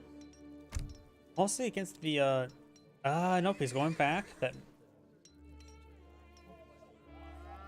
without delay deployment there. Not a massive problem since not being attacked at the exact moment. Maybe he was trying to get an ambush spawn. He may be trying to get an ambush spawn as they start pushing forward. All of a sudden they pop up right on top of them with little time to respond. I think inspiring flags somewhere around here. Anyone get outside the Hacienda, get inside the town center to get extra damage. Here comes the counter dragoons. Belgica get hit there. There's the inspiring flag. That was managed to get on top of the Streltsy, or at least is. ¿Cuáles son mis blancos? Of course, they're not veteran Chinakos at the moment. Saltieros trying to push forward. They get gunned down by the Streltsy. Militia brought them in as well. These guys get hit pretty hard by those Falconets. Does get distracted right there by the Soldados. General does not eat that shot there.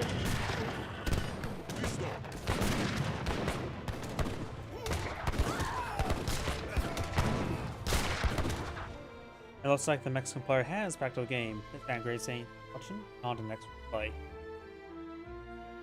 Before I get started on the next replay, I'm going to go ahead and take time and restart the game client due to the fact that the sound bug will likely appear relatively attention while it's loading back up.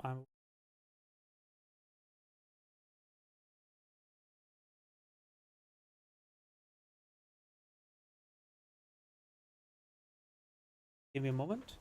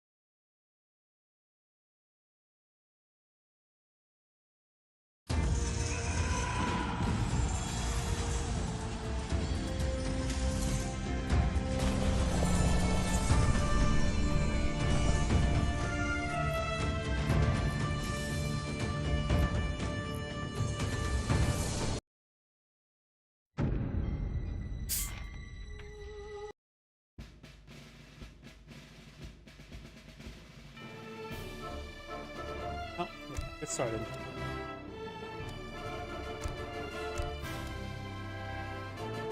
Let's see, this sounds like a Russian. It's a Russian game. Let's just go to another game.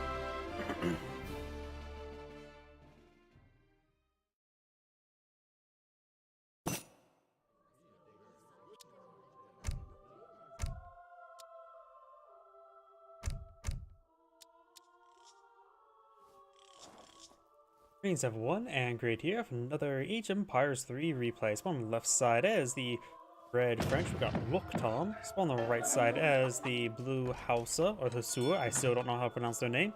We have Setati Alba. Probably butchered that name well enough. When it comes to natives and map, we got a very... oh, I thought I heard livestock. I'm like those livestock. Yeah, there are water buffalo on the map. Guess maybe not too many. There's another water buffalo down here. Oh yeah, there are water buffalo on the map. I guess I'm having trouble seeing them on the mini-map. I don't see the white dots for them. Either way, when it comes to other natives on the map, the House of Fanar to get access to the Greeks. Also, just more House of Fanar. That's the only native on the map, other than the water buffalo.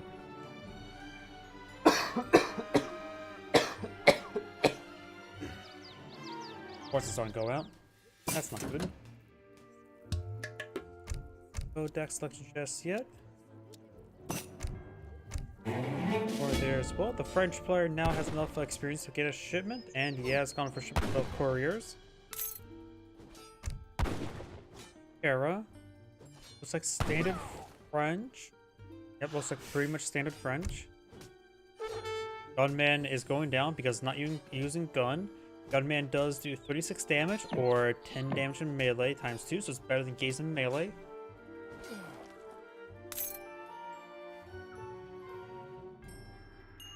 Right down south. Oh, that's name. Kevin, Kaiser, Kainze, and Krugs. Oh, I butchered that name.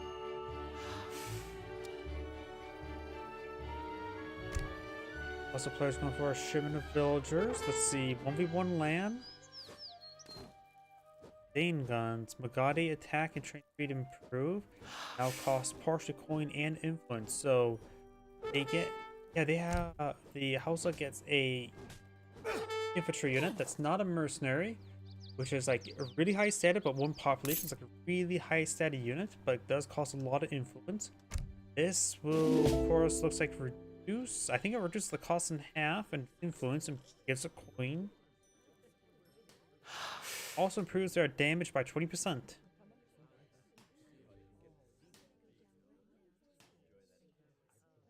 Delivers a various number of Sangha cattle of varying sizes. Get one with 300, one with 200, one with 100, and a couple other Sangha cattles. French players almost finished with the age of the quartermaster. While we do have over here the Akin. Gunman will go down once again, not using gun. That's why he died. And we'll see his coin of abandoned textiles. That's abandoned. In other words, you kill off the person who owned it, thus becoming abandoned, right? Who will kill off the bear guarding this treasure chest. Only have the planks remaining on the chest.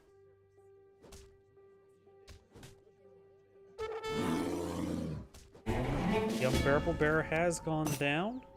Now he's going for the House of Kingdoms, probably timed perfectly, so when it gets the age of complete, this will on out.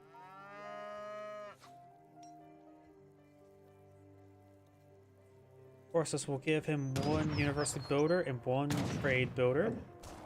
And of course, one Sangha cattle. That's all of their age up.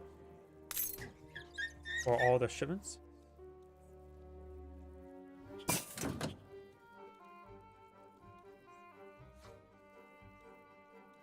I just want to make sure he got the shipment timing correct. Yep. Umarni? Trade builder, got the university builder, and the royal embassy wagon. Looks like Blue's going to establish this trading post here. I for the House of Fan Art. I can see why, because the Sacred Band Infantry big button's very nice to get early on.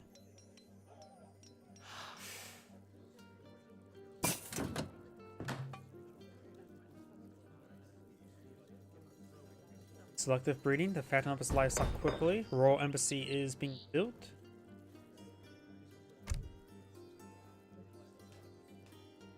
Royal Embassy. Trade builder, university builder. I guess he used whatever age up he got for the embassy, which will of course give him the House of Fanar as well. He has access to the Everzones, which are a skirmisher of very high health. But more importantly, he's taking down the Greek Revolution to get 3 musketeers.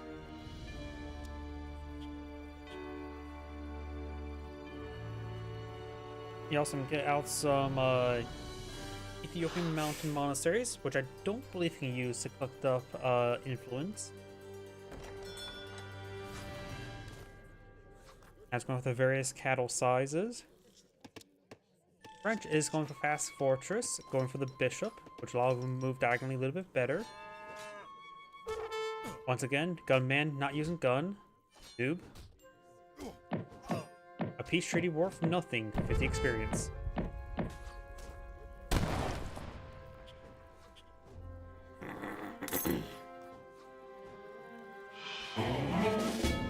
Scout recamouflage there, gets spotted by the castle. Is a stealth detector.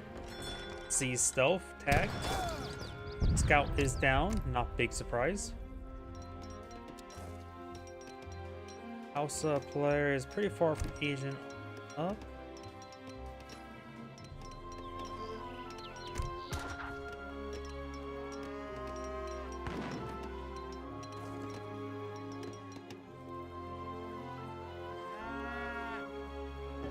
The livestock is fully supplied with livestock. He may be eyeing not to sell them, but just try to fatten up to get the influence. That's my guess. The Magadi here as well. I wonder if he's going for an influence build.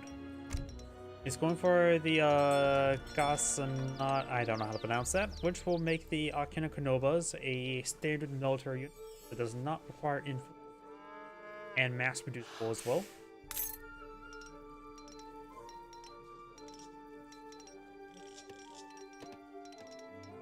Got a round of musketeers now put in by red. There's age up for red. It looks like he may be on for this counselor up here. Got a musketeers being stripped or researched as well for the French. And so it's going to pull it right there. The explorer also can take time to build out the trading post.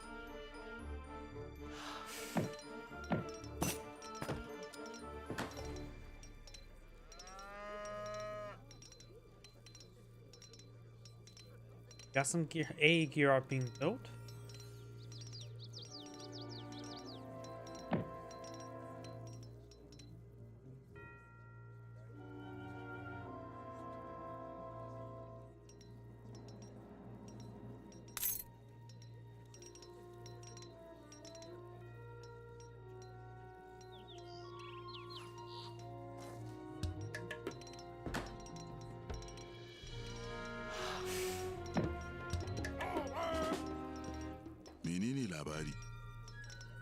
On the archers, of course, are a light infantry that should be useful against those musketeers. They do not have full skirmisher multipliers, but they do have pretty good ones.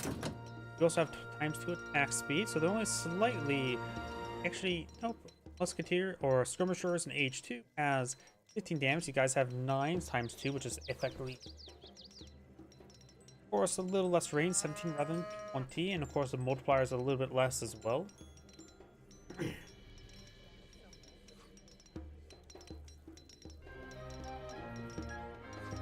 Hear the drums. Oh yeah, it's the Gearot that's drumming the drums.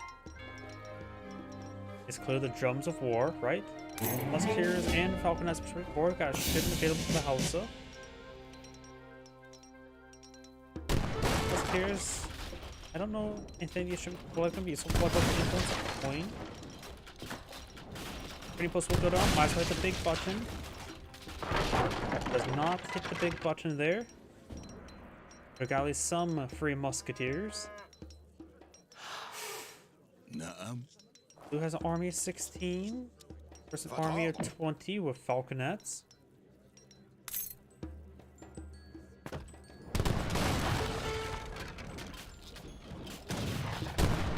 Got some Berber camel riders, which is a light cavalry unit.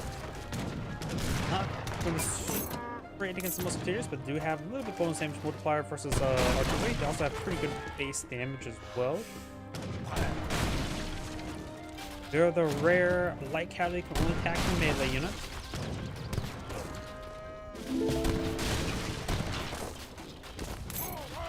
Now with the Cuirassiers, hated MC has gone down. War camp may go down as well. Oh, we got H4 going to Yorba. I was not expecting them to go for fast industrial.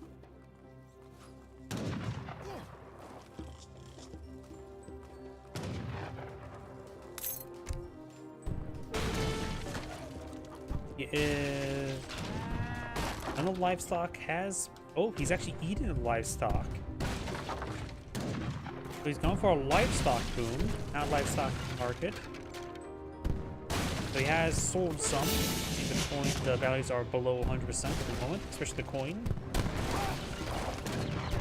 And there's the fast deployment of Orso Yorbo Riders, which is a mercenary heavy range cavalry.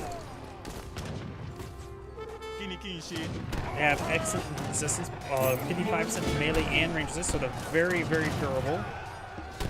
Does take out the falconets there. The musketeers will take them apart. So we can have musketeers here. We've got the cuirassiers forward. These guys do less. Their lancer cavalry as well. They also have pretty high attack speed. They get more attack speed, lower than health is. Actually, their attack speed is actually slow for melee cav.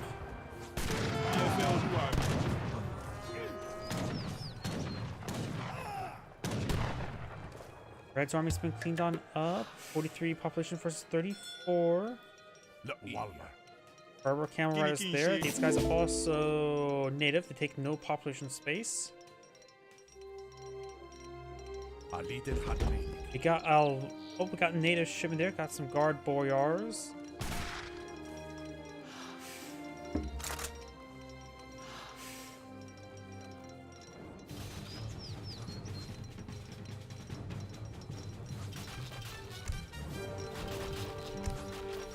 We've got quite a bit of native units right now for the Hausa.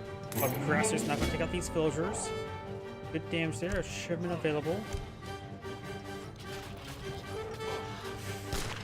There's the Berber Camel Riders. They do less damage versus villagers in melee. 25% less damage. Nothing too special. Does take out those villagers.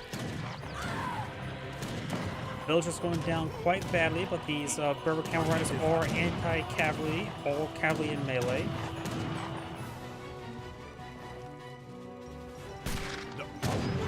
Berber Camel Riders falling back.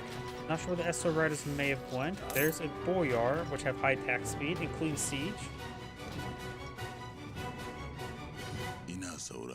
That's the Raz here. Red does build the trade post there. Berbers do find some dragoons. These are light cavalry, not heavy cavalry, so the dragoons will not do bonus damage, and they will receive bonus damage. This is a weird unit. Since they are classified as light cavalry, they don't take bonus damage. Light cavalry, but they will take bonus damage from light infantry. Got some champion Yorbo or our legionaries, however you pronounce that.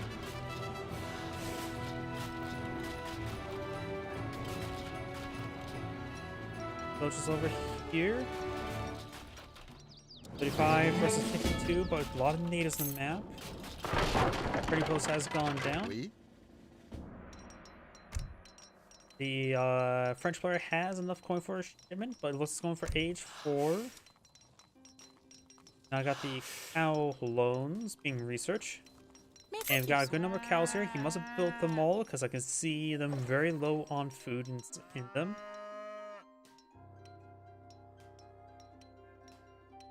Cows need a bit of time to fatten.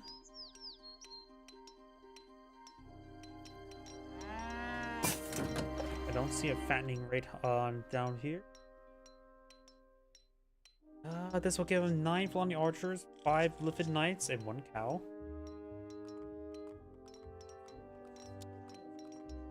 Age 4 being researched, going for the King's Musketeer. I don't know what that provides the French. I know the French don't exactly have great musketeers. Maybe gives him some Royal Musketeers. More dragoons from Golden Field. Got imported cannons. Got some more of the Icon Canovas. We got the Armatotolu. I don't know how to pronounce that, nor do I know what it does. And we've got a number of Sacred Band infantry now available for blue. Got the rank 2, which gives him 4 Sacred Band infantry. The next pair should be coming out relatively soon as well. And he has a lot of influence stored on up. Maybe going for the Falconets now. They do cost 500 Needs more housing space though.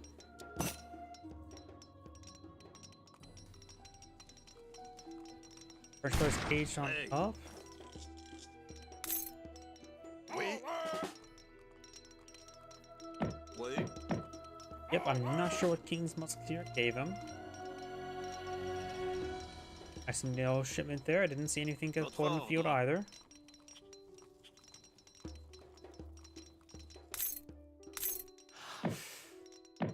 Right, sir. I think the Yorbo Esser Riders may have been all cleaned on up, but don't see any of them remaining.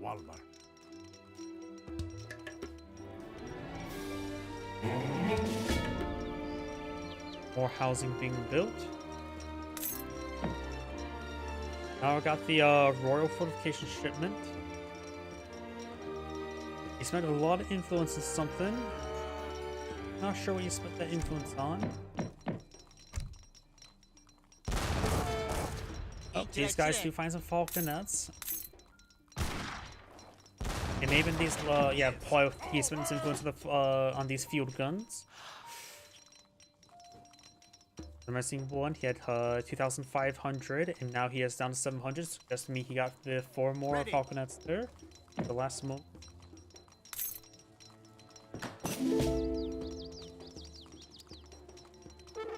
We get some halberdiers. That's interesting.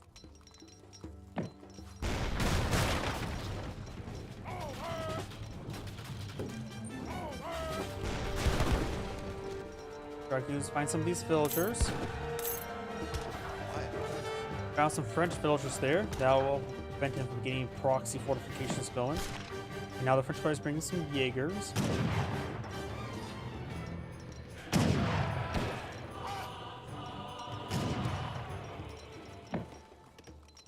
More champion Yorbo Esser Riders, 5 out of 5.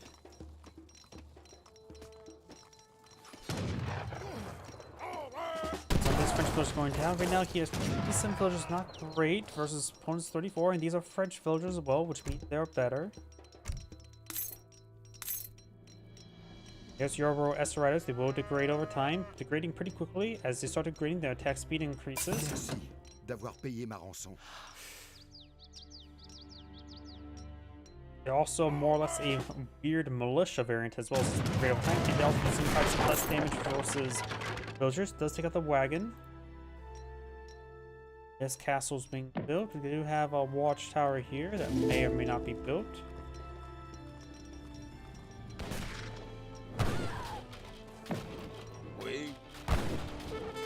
There are heavy cannons there that will show no mercy to that structure. Jaegers will be found. They can take out those Berber Camarauders, but these different knights are another matter. They're heavy cavalry.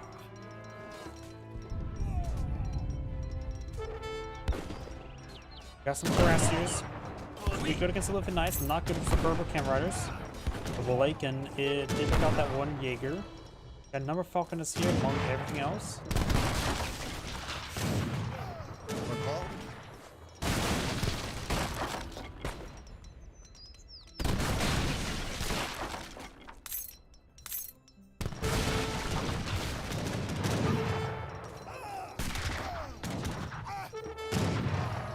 Falconets trying to charge way forward. They may be trying to charge onto those heavy cannons, but they receive a pretty good volley there. Let's just try and reposition the skirmishers. Dragoons pushing forward. Those Falconets taking some damage. Got the Yorbo Esser Riders charging way forward, but they're pretty wounded right now. Lonnie Archers and other forces pushing forward. Get some damage there. Heavy cannons are still just fine. Blues Falconets taking some hits. Berber Camarauders charging way forward.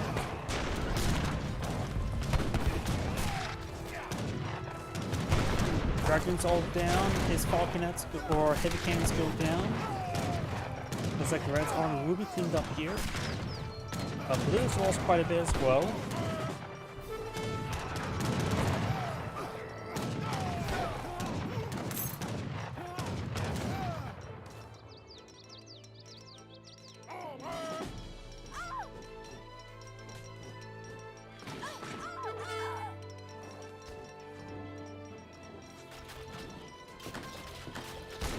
A lot of stuff is light infantry, so they'll have trouble.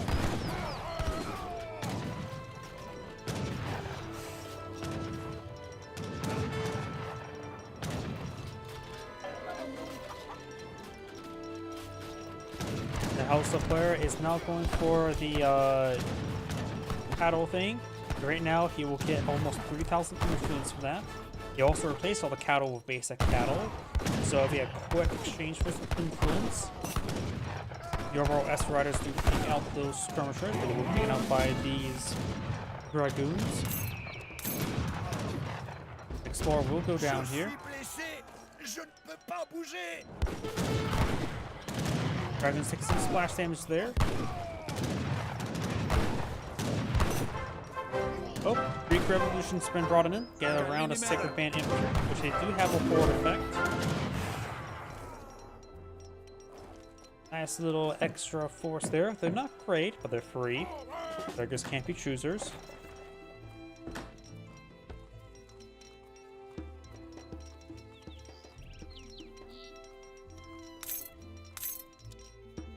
Greek Revolution also does something to improve something. Makes your villagers better in combat. I don't know how much better.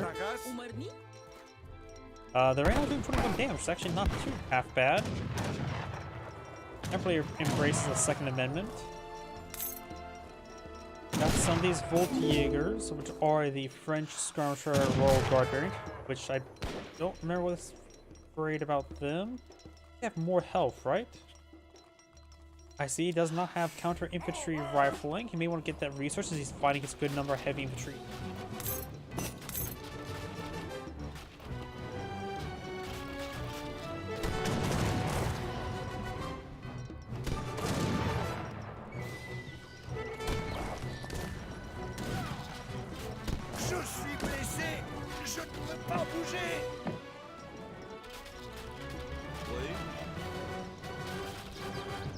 Got a big round of field guns here, which will be very useful against the infantry. French player's also pulling in some factories. He's going for the heavy cannon production. I do like heavy cannons. Over here, we've got more cows, more axes. Looks like he's overpopulation on the cows. Bring some Culverin Royales. The livestock value is at 100% right now for coin, but the cow to sell is very not full. There's a lot more fattening. Outpost up here. I've got a nearby opponent's artillery foundry.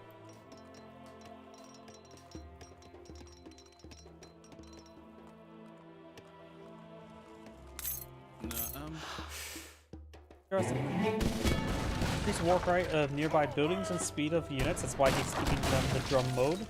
I'm so used to hearing Herots toot their horns in combat rather than banging the drums of war. Number of the French Gurm Spoon, which is the Voltige, which is basically Gurm Spoon, just French flavored. French villagers moving around. These guys are down 3 damage about the Greek Revolution. If he wants to take out those villagers, he could activate Greek Revolution.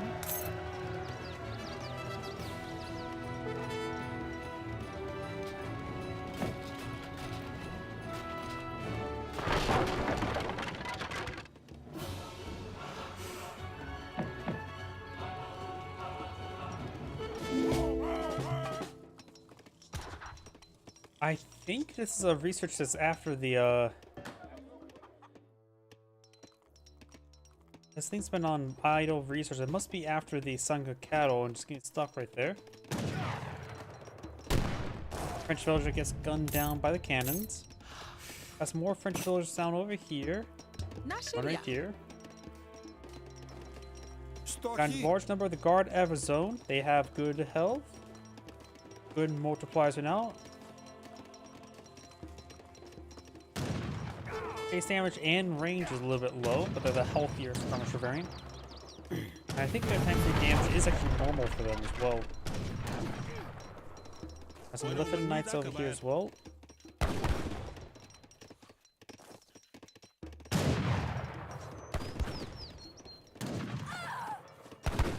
They'll just take some damage there.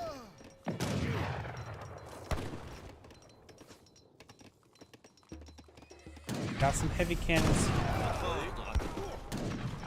Guard, Culverin Royals. One shots on the heavy cannons. This heavy cannon's also engaged as well. Does take that one out. Dragoon drift backward. All the heavy cannons now down. The cannons trying to engage those dragoons. Keep damage there. Red's army does disintegrate. Red's having trouble building an army. It's at 67 population versus 135. Of course, we do have some native units here, which also means it's a bit more inflated. The Secret Band infantry do consume 1 population, even though they're a native unit. They do have the native warrior tag.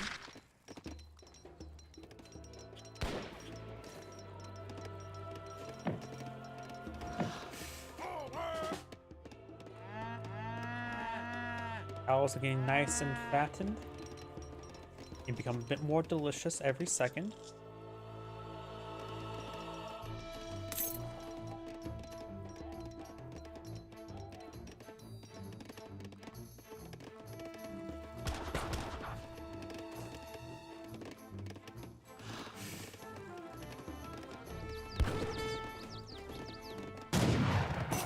Dragoon damage there. These guys push way forward.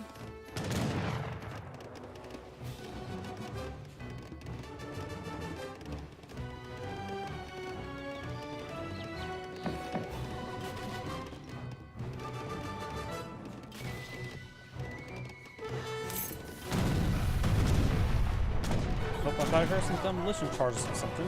What? I'm not sure.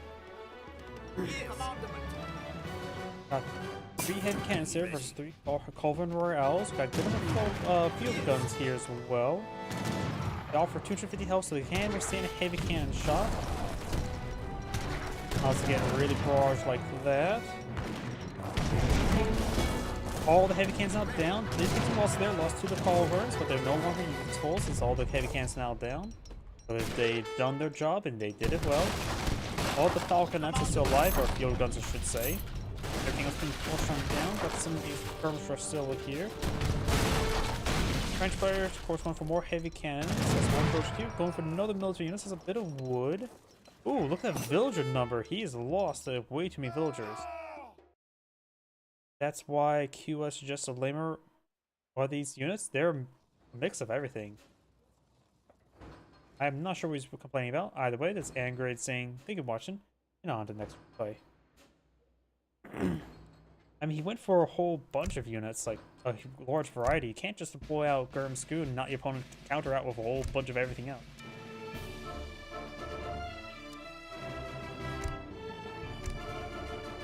Let's see, didn't play Dutch versus Germans, Rush Brit.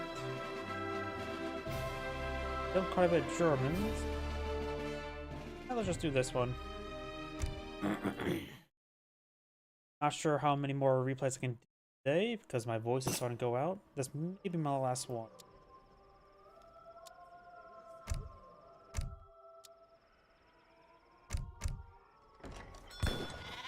Greetings everyone, and Angrade here for another Age of Empires 3 plays. On the north side as the Red Brits, we got Ostanen. On the bottom left side as the Blue Russians, we got CEO of AoE 3. When it comes to natives of the map, we got a very important native, the Yak. They tend to talk back. Give them any slack. Give them a good smack. Or you can give them a good whack. Or else they shall become a good snack. Also, we do have the Tengri Shrines, give you access to some Tatar archers, as well as some local doggos. We do have also in the middle of the map, let's see, Tengri Shrine. Yeah, they're both Tengri Shrine. They look different, but they're both Tengri. They're pretty close by each other as well, so if you want to get a lot of wolves, you can. It only costs 90 food. Additionally, they have a research to improve their speed as well as cavalry speed. Build time of cavalry and shock infantry, as well as more yaks. Hunting doggos being reached by the Brits. Russians just going for more villagers. We do have a deck selected. We've got the land 1v1. Looks like it's going to be more cavalry focused with some Prelsy. No, it does have Porshix, which is the cheap halberdier for the Russian. hit points, and Porschex gain more hit points with nearby infantry. So they'll become more of a horde unit.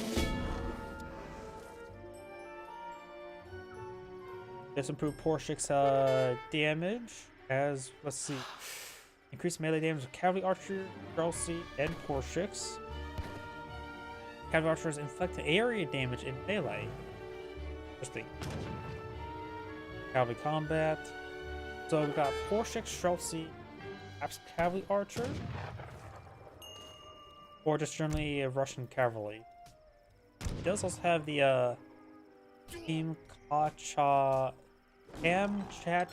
expedition, improving cavalry hit point by 10%, as was given for line of sight.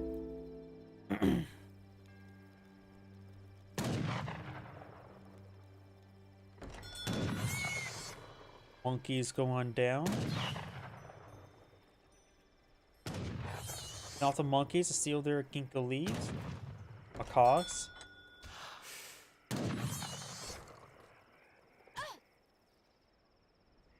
Yaks have been obtained.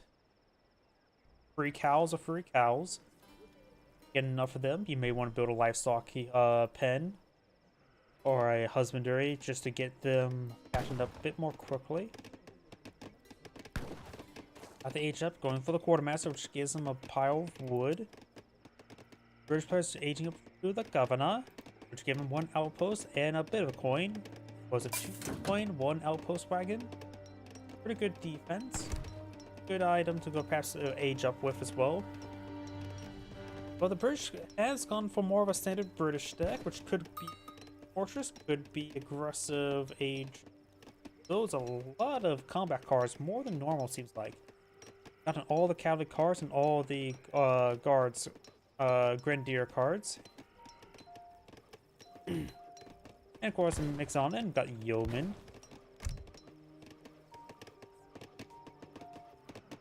So I think the British player may for a fast fortress. Though he's building manors right now, so maybe opting for a manor boom. Switching villagers on wood. We don't.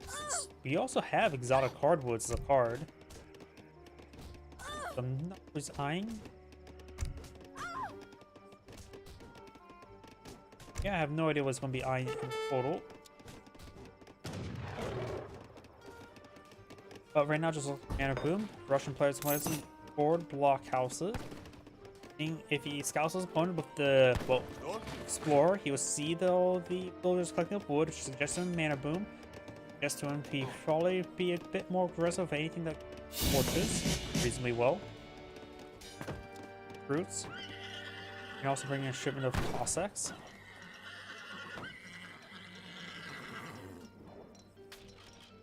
Outpost being built there. Yep, definitely gonna be my last replay tonight. My voice is starting to go out.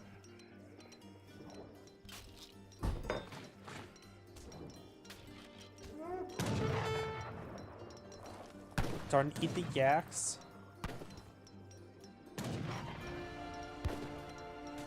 Multiple yaks being eaten. They're far from being fully fattened, but they do get collected at a pretty good rate. Going for some hussars. Got some Cossacks here.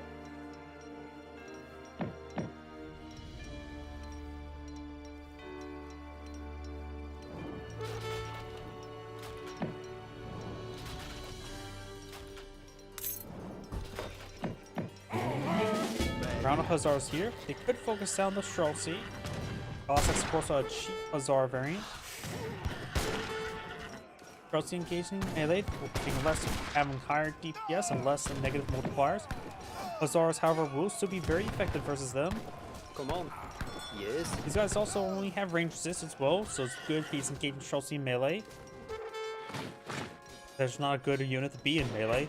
Here got some recruits. They do have a bayonet. Make them okay versus melee. Remember as well, everything in Russia is just dirt cheap. Mass production, so they're not great. They're just okay. Taking 30 damage per attack against the Hussars. Matches the damage of the Hussar melee. Of course, they have less than half health.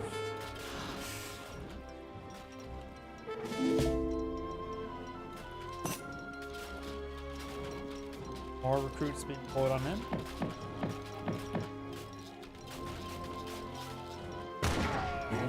Got some British musketeers here. One for a shim of wood as well.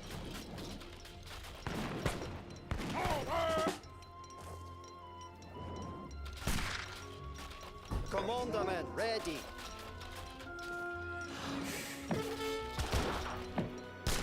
Hussars take some damage there. Now the ambush deployment of Hussars as well. Some Hussars getting bad angle. He does manage to destroy the stable. Streltsy just charging way forward. Just not great. They must be stuck in melee mode. Commandment. Hussars could probably back on off to avoid any additional bonus damage, but these recruits will go down.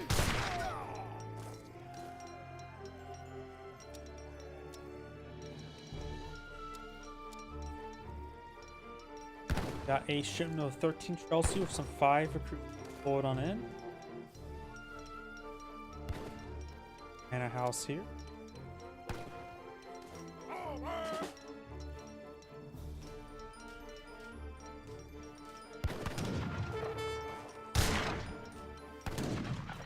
Stars do pick up volley there. Got a shipment now available for the British.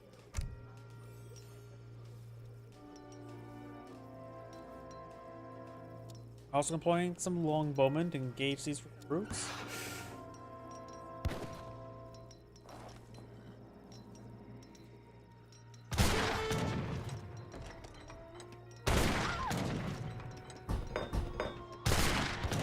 Streltsy takes some damage there. Commandment. Yes. Ready. More longbowmen deployed right there. Longbowmen don't have great multipliers versus heavy infantry, but they have good range and good DPS for the ×2 attack speed. Commandment.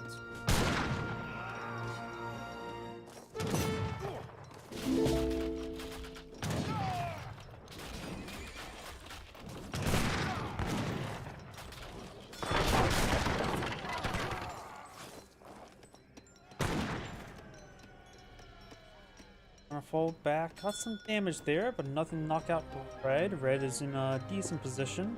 55 military units, population versus 58, 26 versus 31. It looks like the British player is in an okay position. Nothing bad, nothing good. This has a good presence in the middle of the map for all this infrastructure. It's able to collect some of the central gold mine, which is somewhat important. Gold is points a little bit more sparse on this map, I believe. So you do start with 2 coin deposits pretty close to your town center as well. But it feels like there's one way over here and only 1 extra coin deposit in the center of the map. Feels like coins are a little bit lacking, though there are whales. Toss express way forward in a circle formation.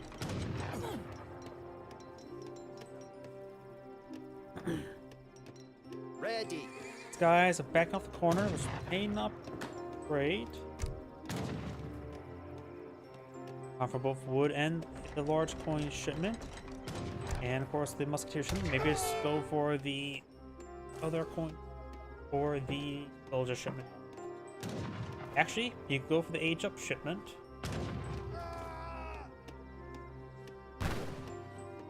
15 villagers inside the town center. You may want to evacuate a good number of them. It now has a shipment available, aging up to the Mohawk Statesmen to give them access to a handful of native revolutionary units. Too significant, just something nice to have. They offer good health, low damage, and good multipliers.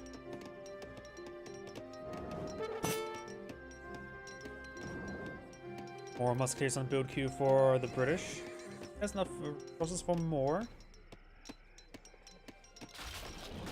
House being destroyed. He has plenty of spare housing though.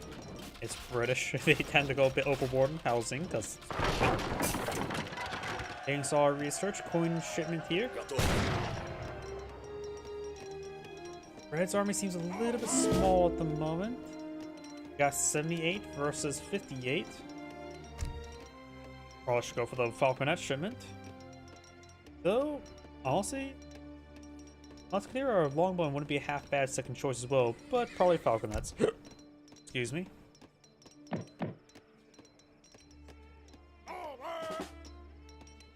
Now that coin deposit, he's going for the dangerous coin mine for the other coin. Actually, he's going heavy in coin, no mercenary shipment. So I'm not sure why he's eyeing for all the extra coin. He has no villagers on food and 23 villagers on coin. No tavern on the field, nor a church card. So I'm not sure what he's eyeing for all this coin. Does he have a artillery foundry? Or more cannon? Doesn't look like it.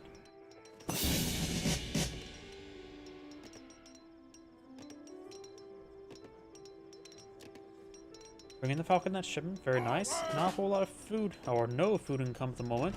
That's actually a huge problem right now. Here's the number of the Hodode Shone Tomahawks, offering 16 damage, 4 range, and good cavalry multipliers. They're just a supplementary unit that comes in large numbers. I'm pretty sure they are classified as native. They have native war, and they also take up no population, so it's a free supplementary force. Very convenient. The extra population space doesn't really matter all too much because it's Brits. They tend to be have plenty of population space for everybody.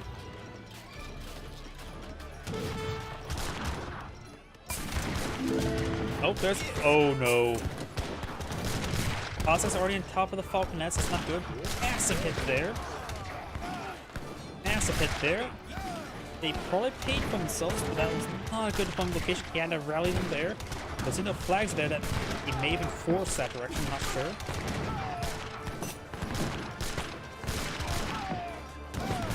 Spear's trying to gauge.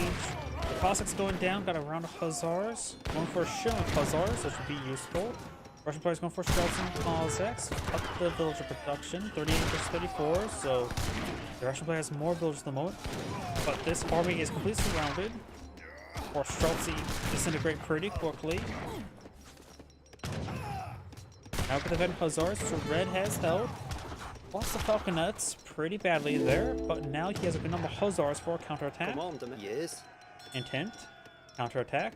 Good number of structures here, so may have a bit of trouble trying to torch it down. Hode Shone Tomahawks have horrible siege damage. They also are classified as heavy, I believe, so they are getting gripped apart by the Streltsy. Heavy infantry. You know as well, the Haudenosaunee Tomahawks are different than Tomahawks from the Haudenosaunee. So just keep that in mind. Why I always have to double check some stuff. Now Cossacks here.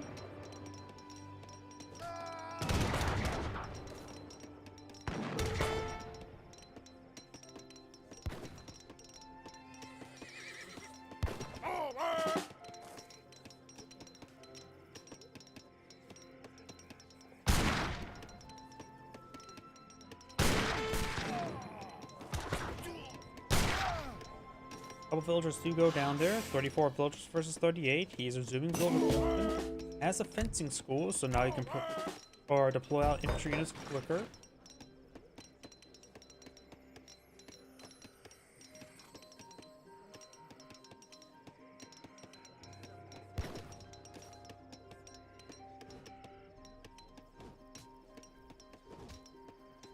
And these villagers going down to this Cossacks.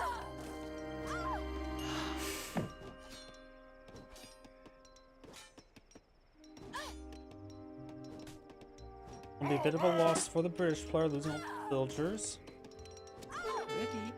There's 7 more to be knocked down to mid-20 villagers. Also 4 more over here as well. This is really, really not good for the Brits. He's taking down 2 instructions, but loses some villagers. If he had a bit more vision, he can see those villagers, but he does not. He also has no villager production at the moment. He has some hunts here he can utilize. He also has veteran Hussars and veteran Musketeers. He has a bit more quality to fight against his opponent's quantity. The player is not reaching up, going for the Boyars now. Give them a plus 10 health and damage. His Russian cavalry.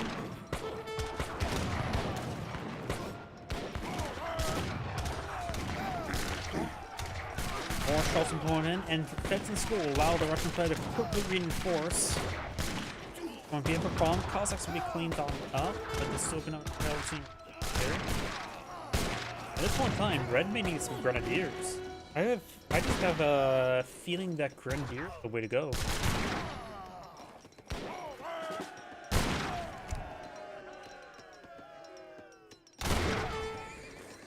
As well, he does have grenadier cards.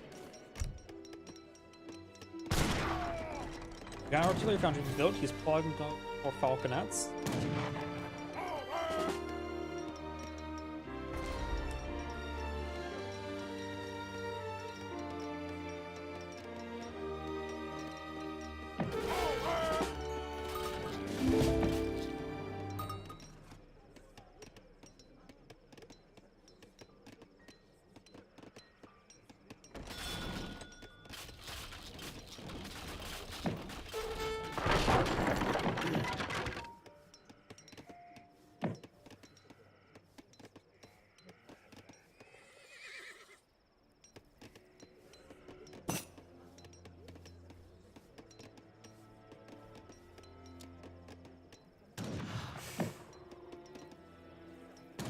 Red does spot the blockhouse and the number of villages there. Almost all the local farm on the map has been claimed. There's also a yak here Red can send back home, getting 300 delicious food.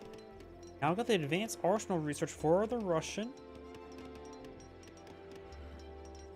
That will be useful. He has a bit of resources there as well. Готов. You can get out counter infantry rifling, but while the advanced arsenal stuff is not available to age 3. But counter infantry rifling could make his Streltsy 50% more effective versus the heavy infantry.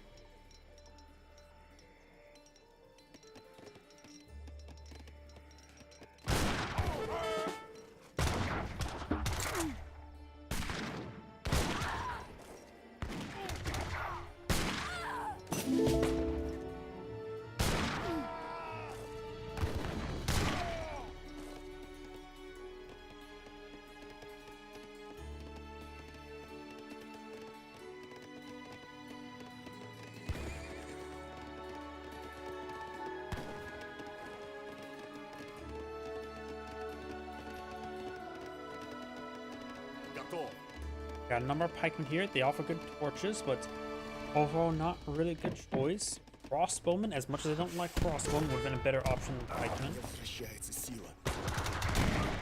Bruce here in good number. Getting some good hits there with the falconets. A explorer there. So let's take some fire. Who has the idle village there? 45 villagers versus 4. Oh. The Russian player is now twice the amount of villagers in the English player, which is really bad since English players should generally have higher village accounts. Image there. Falconets. The Falconets doing some great work, but there's simply not enough frontline for Red. So, Blue will overrun army.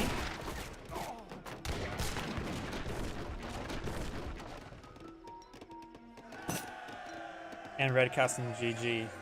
This is Great saying, watching. I'm next to play. So as I mentioned beforehand, my voice is starting to go out, so that shall be my last replay for tonight. Hey everyone, thank you for watching. Have a good evening. Good rest.